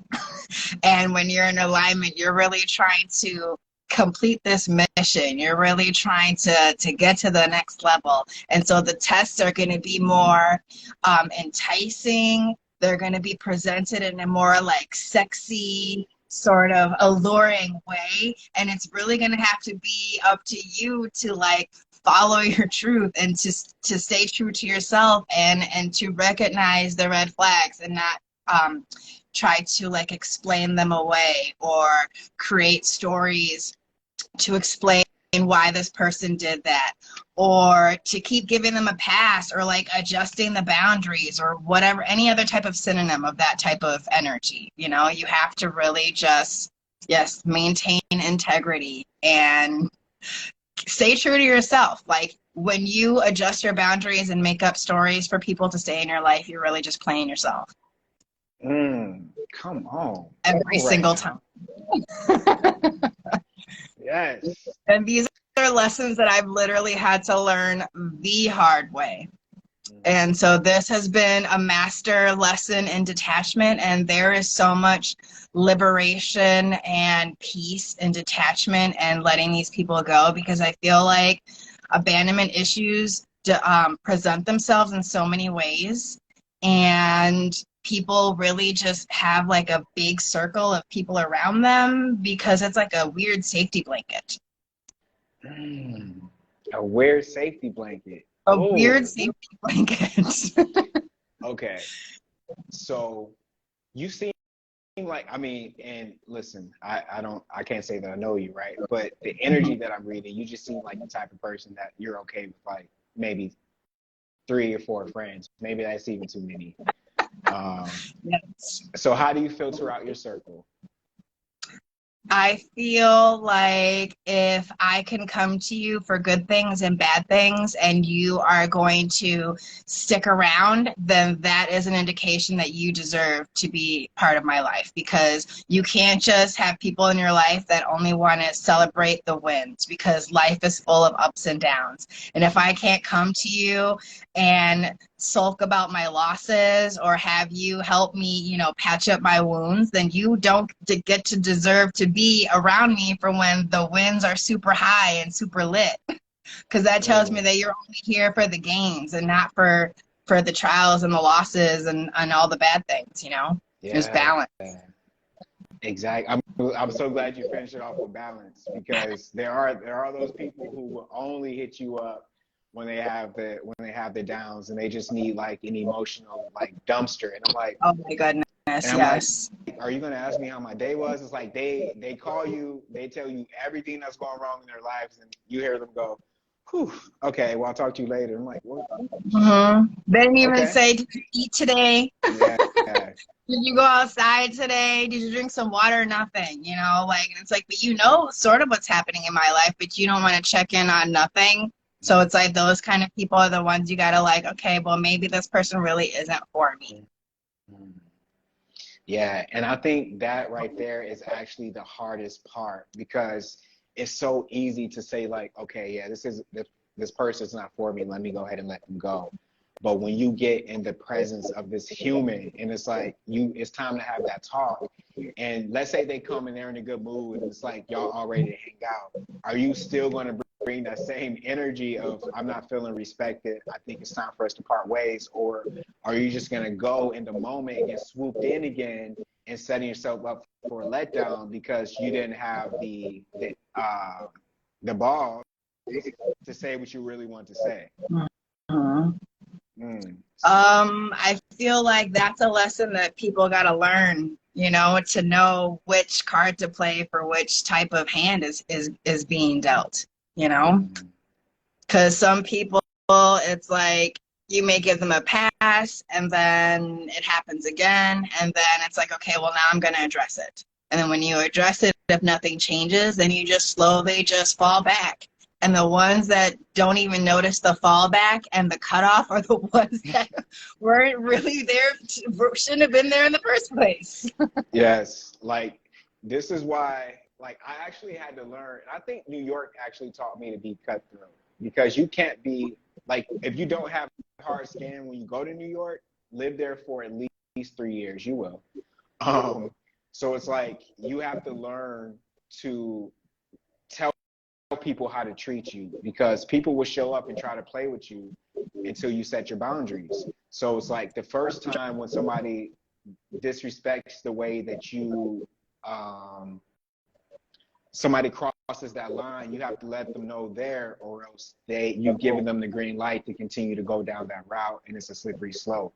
So I think it's up to you, standing your ground, speaking up for yourself to let people know, like, this is actually how I want to be treated because I treat myself this way, and I won't let nobody else play with me. You know what I'm saying? Mm-hmm. Yeah. And so people who know how they want to be treated are much more powerful than the ones who really just want people around. Because the ones who really just want people around are going to let their boundaries be violated over and over and over again. And then they're going to be wondering why they're depressed, why they're anxious, why they're always mad, why they have gut issues, why they can't sleep, all of those negative things. It's a direct result of you lacking action in your life. That is really important. And not spoke, man, you bringing some fire. That's not spoke upon at all. Okay, so the gut issues, the gastrointestinal issues, the leaky gut, the bloating, all of that is connected to your emotions, all of that. So yeah, if you, let's say somebody's abusing you verbally, or you're just in a situation where you're not going to respect it, and you choose to like hold your tongue and continue to get disrespected, that spiritual element will turn into a physical element. And then that could potentially take you out of this game because you're going against using your power. You're actually letting your powerless and letting other people use power over you. Yep. And then you start to like eat all of those things that you want to say. You begin to like eat the anger, and you begin to eat the boundaries and all of that. And you just like start to hold all of those emotions in the body, and then now your shoulder hurts, your hip hurts, your back hurts, you have digestive problems, and it's like your body is trying to tell you like, let it out, let it go. Like, why are we so conditioned to hold on to things? I think we are just like, as humans, or in this human form, we really are creatures of comfort. Whether it's good or bad, as long as it's familiar, we want to hang on to it. That's a fact. And just as a quick side note, because I seen somebody just post that it turns into cancer.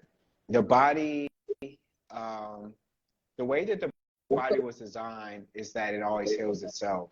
But the way that we are conditioned is that we go to a hospital when an ailment is at the height of, let's say, physical pain, and we think that we're about to die.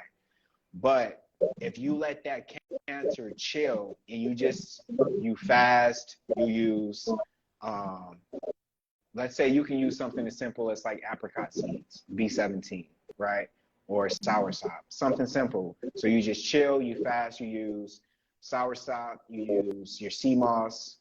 That body starts to reverse that thing that you know as cancer is just the height of the pain. It's just, let's say you when the water is frozen, it becomes ice.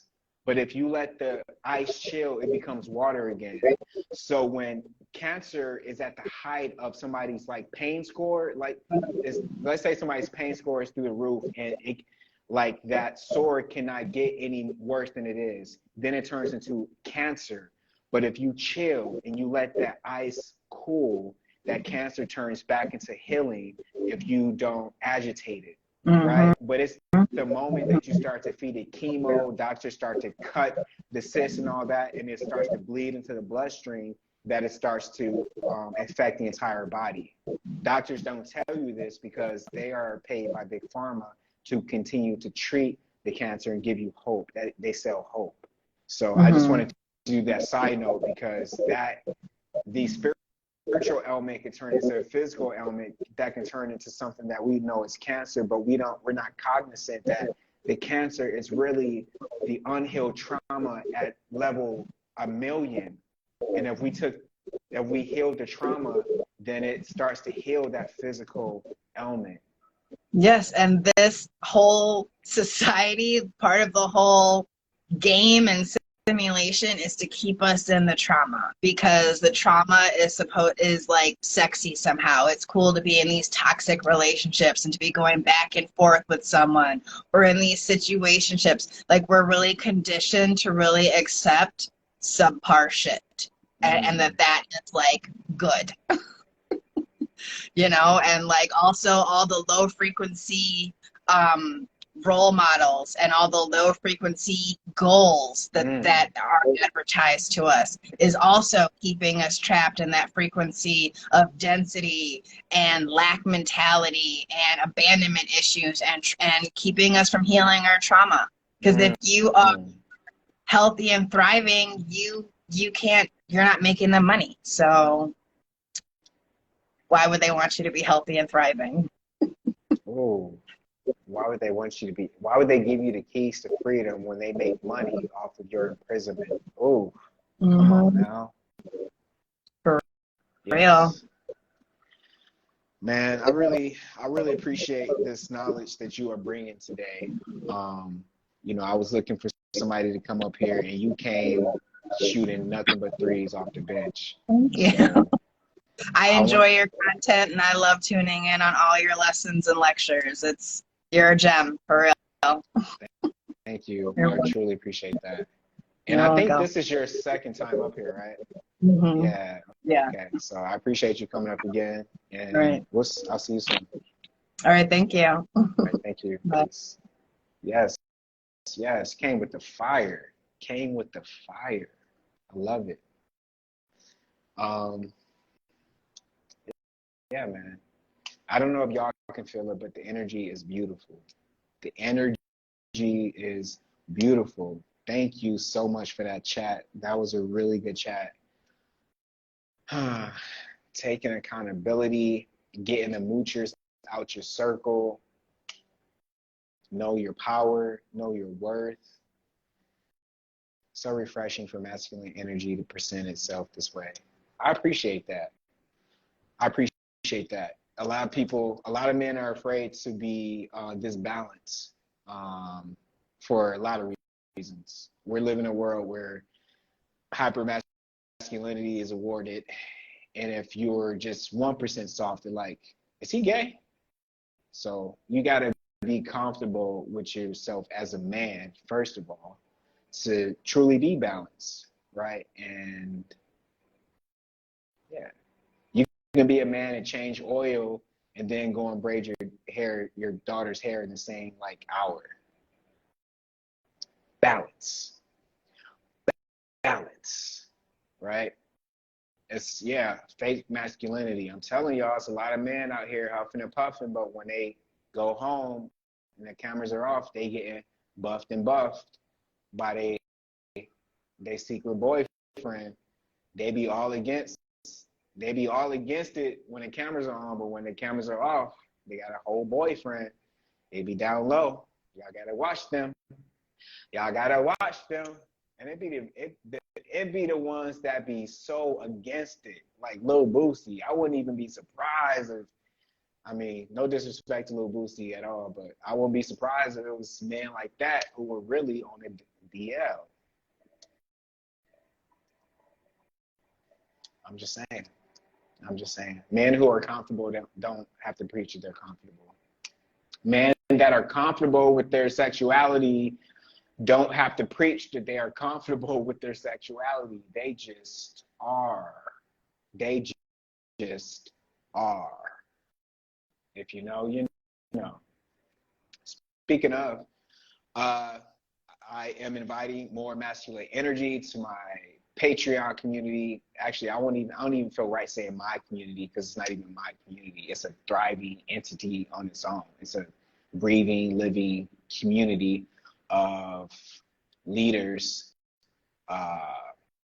brilliant. It's like an X-Men community, really. It's like the X-Men Academy that we have going over there.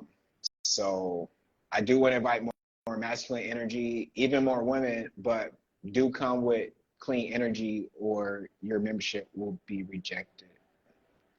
So, but yeah, that's the message we're rolling with today, y'all.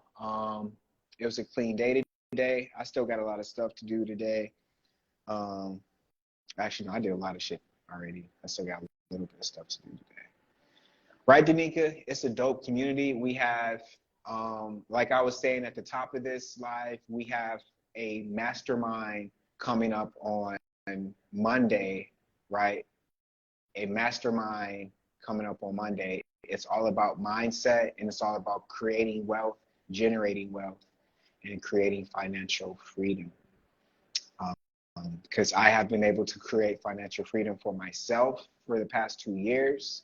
And I'm not an expert on it, but since I have been able to build a life where I don't have to clock in for anybody, where I can rise up in the AM and do whatever I want to, I think that it's only fair if I show other people that they actually have everything within them to do this as well. Because if I can do it, you can do it. Sometimes people just don't know that they already know how to do it. So Mastermind Monday starts this upcoming Monday, where we're just going to sit down and we're going to flesh out everybody's ideas and talk about how we can build wealth together. Does the link expire? Yes, it does. I think I took the link out of the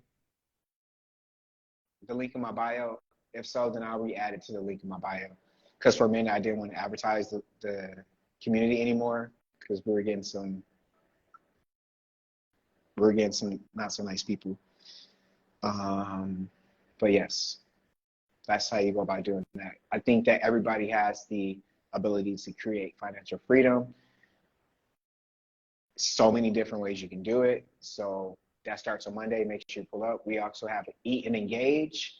The Eat and Engage is taught by different people in the tribe who has a expertise in cooking. So that's something you definitely don't want to miss out on if you're a foodie. And if you look at the astrological alignments of the moment, pretty much all of the planetary energies are in either Taurus or Cancer. So food is like the theme of the moment right now. So it's all about food and emotions and comfort eating. I told y'all, people in my tribe, I told y'all Thursday, people were going to get, we're going to start like comfort eating. That starts today. So that's the energy that is just in the air right now. Go and get your macaroni and cheese. Go and get your mashed potatoes. Go and get your, that's the energy people are on right now. Yes, food for the soul, exactly. So let me make sure that I hit on all the topics that I want to speak about today because I didn't want to rush myself out here today. And it's only 3:03. So is shared living okay for adults? We talked about that. In 2023, should more women shoot their shot? We talked about that. Our careers, a thing of the past. We spoke about that, but I don't think we went as deep as we could have went on that. I woke up craving biscuits. Hey, maybe you are prego. No, I'm just kidding. Is universal basic income already here? So I want to talk about careers, right? Really quick, before we get out of here. What time did I start this? So it's only been 2 hours. Okay. I think that a lot of people, and when I start my sentence off with, I think that a lot of people, it just means that this is the intuitive feeling that I'm getting, and that's how I'm conveying it to y'all by saying those words.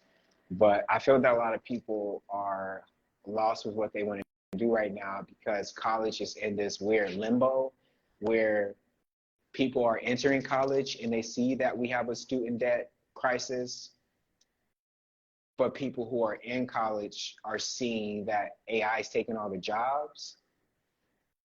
So it's like people are scared to go because they don't want to be in debt, but then people who are in college are even afraid to finish their degree because they're like, AI is about to take my job. So I think that the best defense against that would be to, if you are keen to astrology, will be to look at your natal chart and to tap in with your trines and to work with your sextiles. If you know nothing about astrology at all, I would say to tap into the things that you are naturally passionate about, the things that you do every day, the things that you would do for free, the things that make you happy, especially if you are a manifesting generator, right? Do those things, do more of what makes you happy, and then find a way to monetize it. Because when you only do things to make money, you're setting yourself up for a disfavor, because you're not doing something you're really passionate about. But if you do something that you're passionate about and you just happen to make money from it, now you've created a lifestyle where you can create. Actually, let me not give away all my sauce for my mindset class I'm doing on Monday. So let's just chill before I get too deep up in this shit. So if you want to know more about what I'm talking about, you got to show up to this mastermind that we're doing on Monday. Because I was about to, boy, let me stop. Shit. So yeah. Get out there and get yours. That's all I'm going to say. Get out there and get yours. All right? Get out there and get yours. I'm about to give away my shit for free. And we in Taurus season. I'm about to give away this sauce for free. And we in Taurus? The fuck? This is a good topic, though, careers. It is. It is, because college is on its way out. Whether you know it or not, college is on its way out. Virtual reality is going to kill college. Virtual reality is going to kill college. I guarantee you, you give a kid YouTube for 4 years on one topic, and you put him in a debate, a logical debate with somebody who went to college for 4 years with the same topic. Yeah, I don't even gotta say it, you're already thinking it. So we're there. We're at that moment. And I would say, though, that one of the main things about college, though, that you can't get anywhere else is the college experience, the camaraderie that you build, the cognitive skills, the critical thinking, the professors that become lifelong like mentors, like that type of thing. The college experience is actually like a real thing. But besides that, everything else you can get on YouTube. Everything else you can get on YouTube. But the college experience, though, that's a real thing. That's a real thing. But careers, I think that we need to get away from that word, careers, and we need to get back into passions.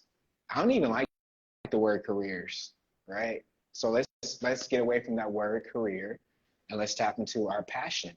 Let's tap into our skills. Let's tap into our abilities, our talents. Right. Right. Okay. So this means that if you have children, our passions and our callings, exactly. If you have children, like little boogers running around, read their natal chart. Figure out who those little humans are. Read yours too, so you can know thyself. But the reason that I might sound like a broken record when I say read your natal chart is not only to know thyself, is so that you can know where you're going. and so that you can know where you've been and why you've been there. Your natal chart tells you all of that. So don't keep throwing a basketball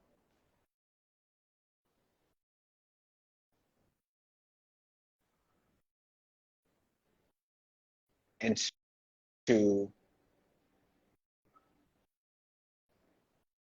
a soccer goal because it doesn't make sense. I was trying to think of the best way to finish it off. Sorry. I had like 10 different ways I could finish it off. But yeah, like stick with the things that work for you. Go with your trying time. Does that necessarily mean physical death? What do you mean? You the Oh my PT? gosh. Hold on, I gotta request it again. It's all good. It's all good.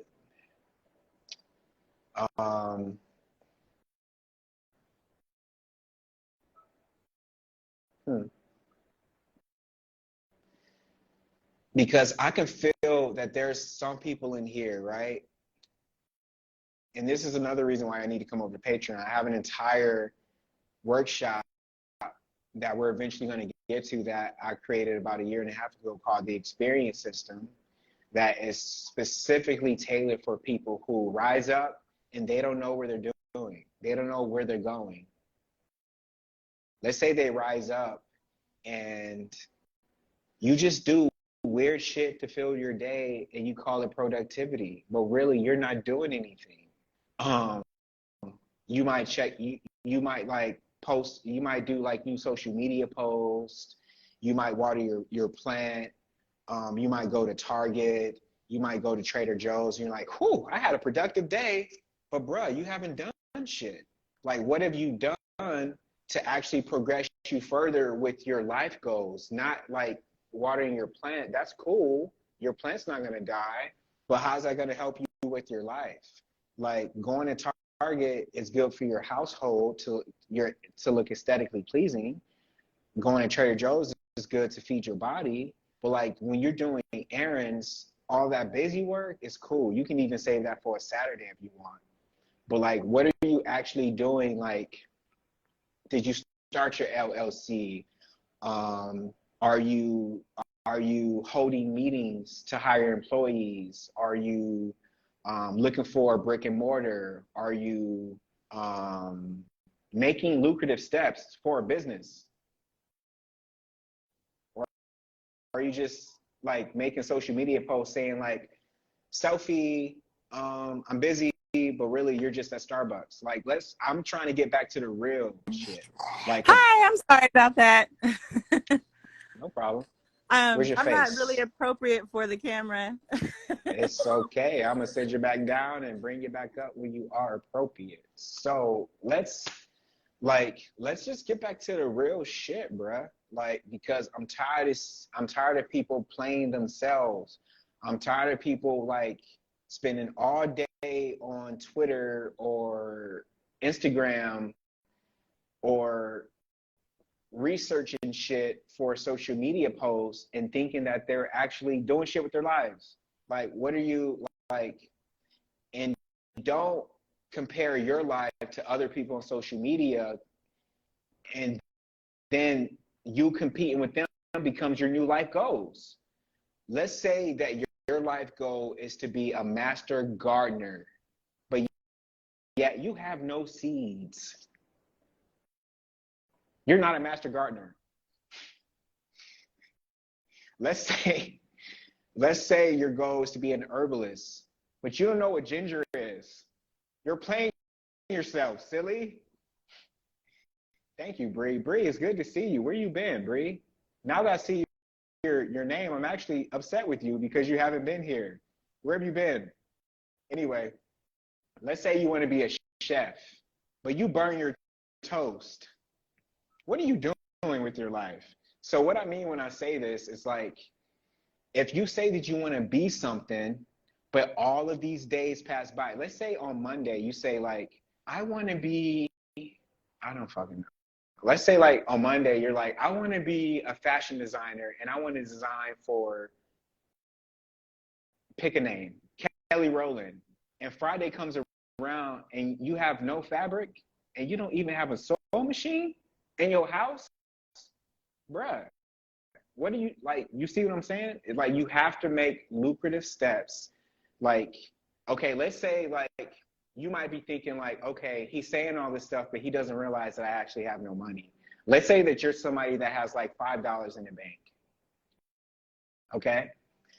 If you're somebody that has $5 in the bank, network with like-minded people. Let's say you're a fashion designer and you want to do the fashion design thing.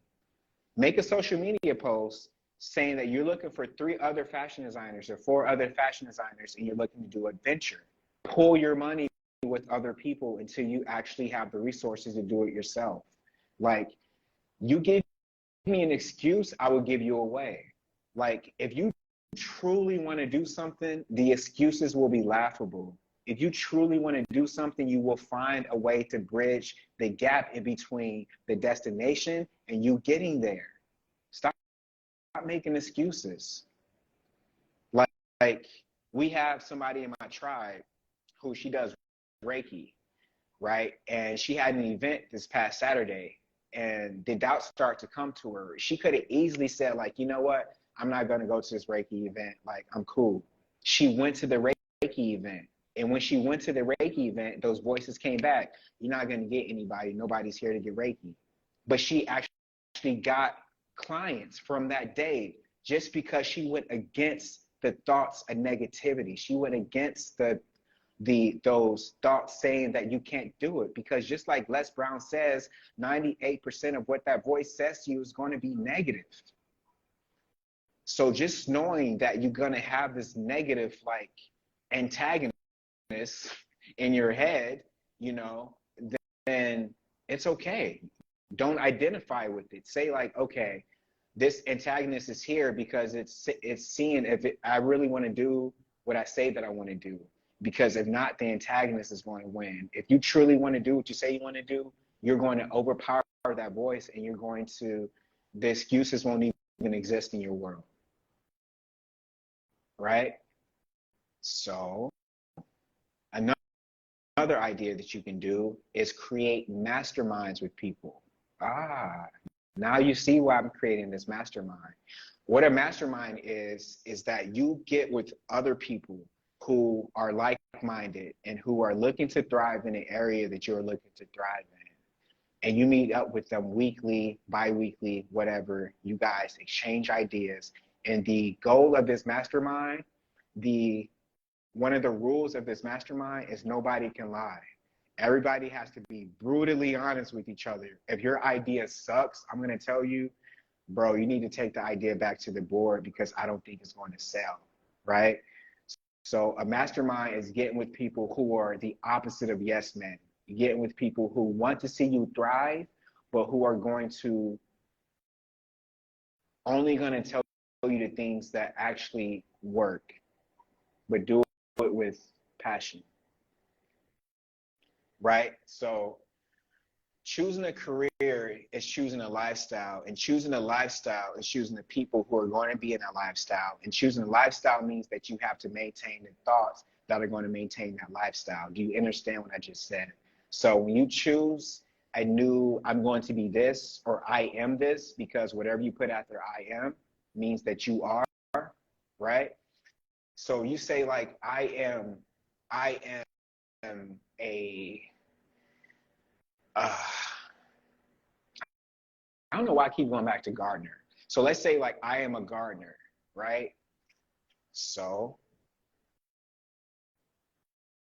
when you say I am something, you have to be it. Don't say you are something unless you are actually ready to be it. What do I mean by that? Let's say the moment you say that I am something, boy, the energy that we are living in now, you might get a phone call right when you say that shit, and somebody's going to offer you an opportunity. And if you say no, you're going to hear laughter. You're going to hear laughter on the inside saying like, you ain't ready. I just gave you an opportunity and you passed it up. Right? And I'm laughing at myself because I gave up an audition in 2020 for a show that probably could have propelled my career in that certain area. So I'm not telling you anything that I have not failed at myself. My first clothing brand, it failed, right? I had that clothing brand for 5 years and it failed. But with the next business that I launched, it was a success. And I've had that for 3 years. Sometimes you have to fail your way to success, but you would never fail unless you actually do, right? So again, the moment you say, I am something, opportunities, doorways are going to start opening. Doorways are going to start opening. And be brave enough to say, I am, in a room full of entrepreneurs. And you better be ready for those opportunities, right?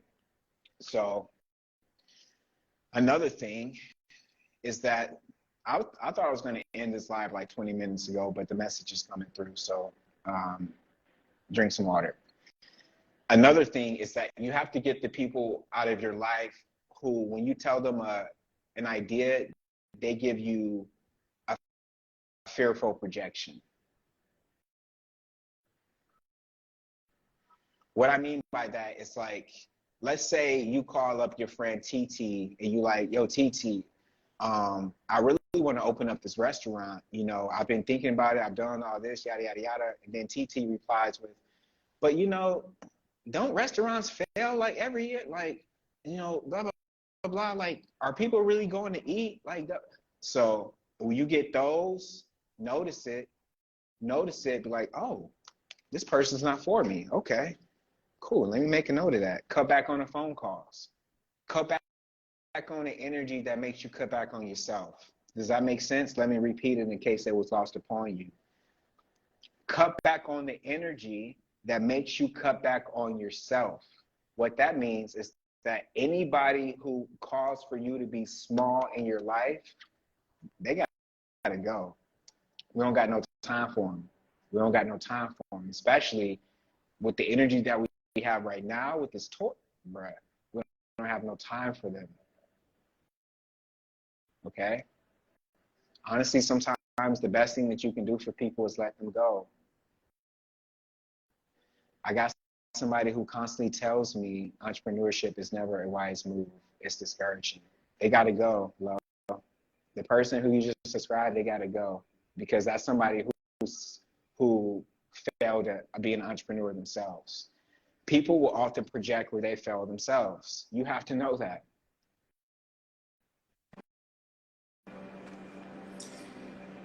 And be around people who are smarter than you, and be okay with that, because you're going to learn from them. If you hang around 5 billionaires, you're going to be the 6, right? You know how it goes. So if you hang around with 5 clowns, right, get a red nose. And I mean, it's easier said than done, because sometimes you've been friends with people for like 20 years, but the person you've been friends with for 20 years is, they're still living at home with their parents, and they have 3 kids by 3 different women. And you see what I'm saying? Like, you're not judging them because that's what they chose to do with their avatar, but you're saying that the life that they, and the energy that they are choosing to consistently live in is going to affect you, and you know this, so that you have to distance yourself from this energy so that you can continue to thrive in like-minded energies, right? So you don't have to be negative when you cut off people, but you can't play about yourself ever, right? Because, like, you can have a good heart, right? You can have a good heart. And I love my people with good heart, with big hearts, and you want to give, and, you know, I give you the shirt off my back, but, like, that's not gonna get you paid. That's not going to help you get closer to your goal. Have a balance. Like, if you're walking down the street and 20 people ask you for $1 and you have $20, by the time you get to the end of the road and you have $0, that's not balance. I'm sorry, that's not balance. That's not being a humanitarian. But if you get to the end of the road and you got like $12, you got like $8, $10, that's balance. You literally gave up half of what you had. And even that's like super generous, right? Pouring into an empty cup, pouring from an empty cup, right? That was me giving out to others and not giving to me. That used to be me. Now it's like I check myself. I'm like, oof, hold up. No, I'm sorry. I'm sorry. I thought I was giving you a $1 bill. That's a 20. I will pull it. Not because I'm mean, but because you have to realize speaking your truth is often going to offend other people because look, speaking your truth will never offend the right people.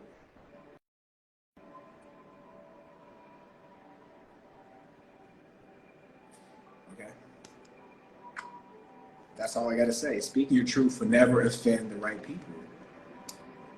Because when people have expectations, if you're in my life and you got expectations, you won't be in my life for long. You got to allow me to be. And I would highly recommend that you allow people in your life that allows you to be. That they don't hold you to no character. They don't hold you to, oh, he's such a nice person. Or, no, I'm not. Don't be telling people I'm such a nice person. No, I'm not. I'm who I choose to be that day. Right? Because when somebody gives you a compliment, but yet that compliment turns into a perceived personality from other people, then that becomes a problem. Because if somebody's like, oh,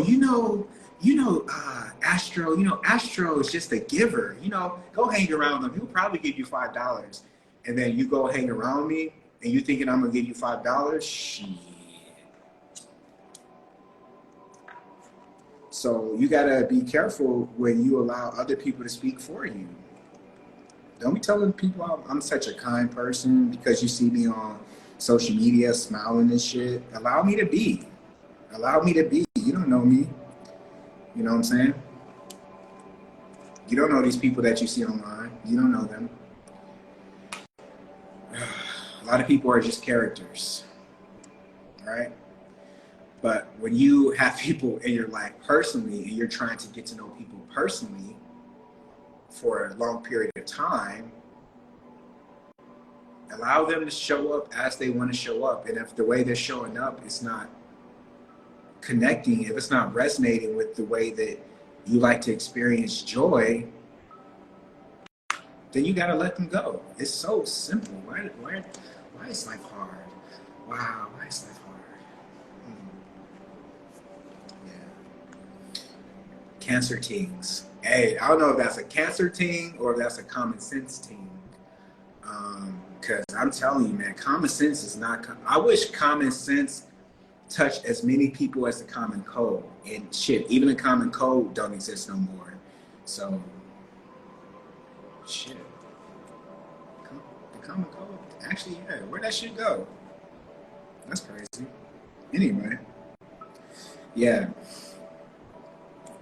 Thank y'all for just being here and allowing this channel to just come through. I'm just saying what the words that are given to me, as always. But yeah, don't play with nobody. Don't let nobody play with your time. Don't let nobody play with your name.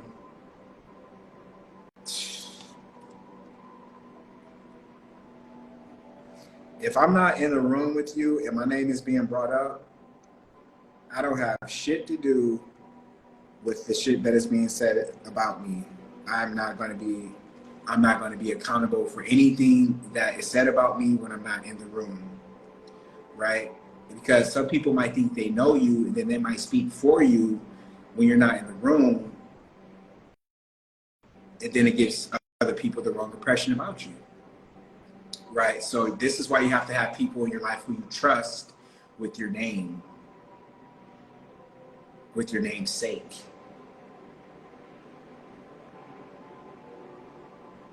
Hello? Yeah.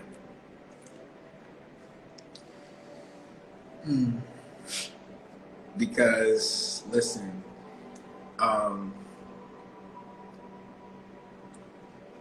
you know, and actually, in a way, you know, we've been so conditioned to think that people stealing your identity is people hopping up online, taking your identity, you know, like social security number, all that stuff.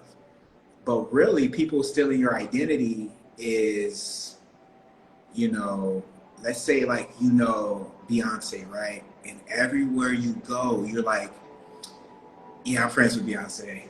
Or, yeah, I just left Beyonce's house. Or, um, my phone just buzzed. I wonder if it's Jay-Z texting me. You know what I'm saying? It's like sometimes people only befriend other people to use their name when they're not in the room. Ooh, y'all not ready for that. Y'all ready for this? Y'all not ready for that. Nope. So sometimes, and this is what you call jockeying your name. Sometimes people jock your name and they only befriend you to use your name. We all know someone like that, name droppers. Yeah, it's like, bruh, why are you telling me you know Michael Jordan? He said that he don't even remember your face, boy. Like, you know what I'm saying? It's that type of, you can always tell with the name droppers. Ooh, blessings, golden tongue. You can always tell with the name droppers. But out here, I mean, LA is, that's a whole lifestyle. Anyway, but yeah, I mean, we're just getting back into that time where if the energy don't feel good, you gotta let it go. You gotta let it go. Like, we're getting back into that time where, you know, somebody passed you and you like, hey, you smell that? Right? It's like now when somebody sends you a backhanded compliment, it's like you can let the conversation keep going. It's like, oh shit. In your head, you can be like, damn, they just gave me a backhanded compliment. That's crazy. I thought they liked me. That's crazy. Or it can be like, hey, wait, bro. That compliment you just gave me was kind of sideways. What was that about? Should we unpack that? You got to move with that type of energy now, right? Because it's a slippery slope. Right? It's a slippery slope. A backhanded compliment can turn into talking about somebody behind their back. That can turn into degrading somebody's lifestyle because you befriended them and now you think that you know them. Right? So you have to gracefully check people so that the way that others perceive you is not controlled by others. You feel me? So again, don't let nobody play with your name. Don't befriend anybody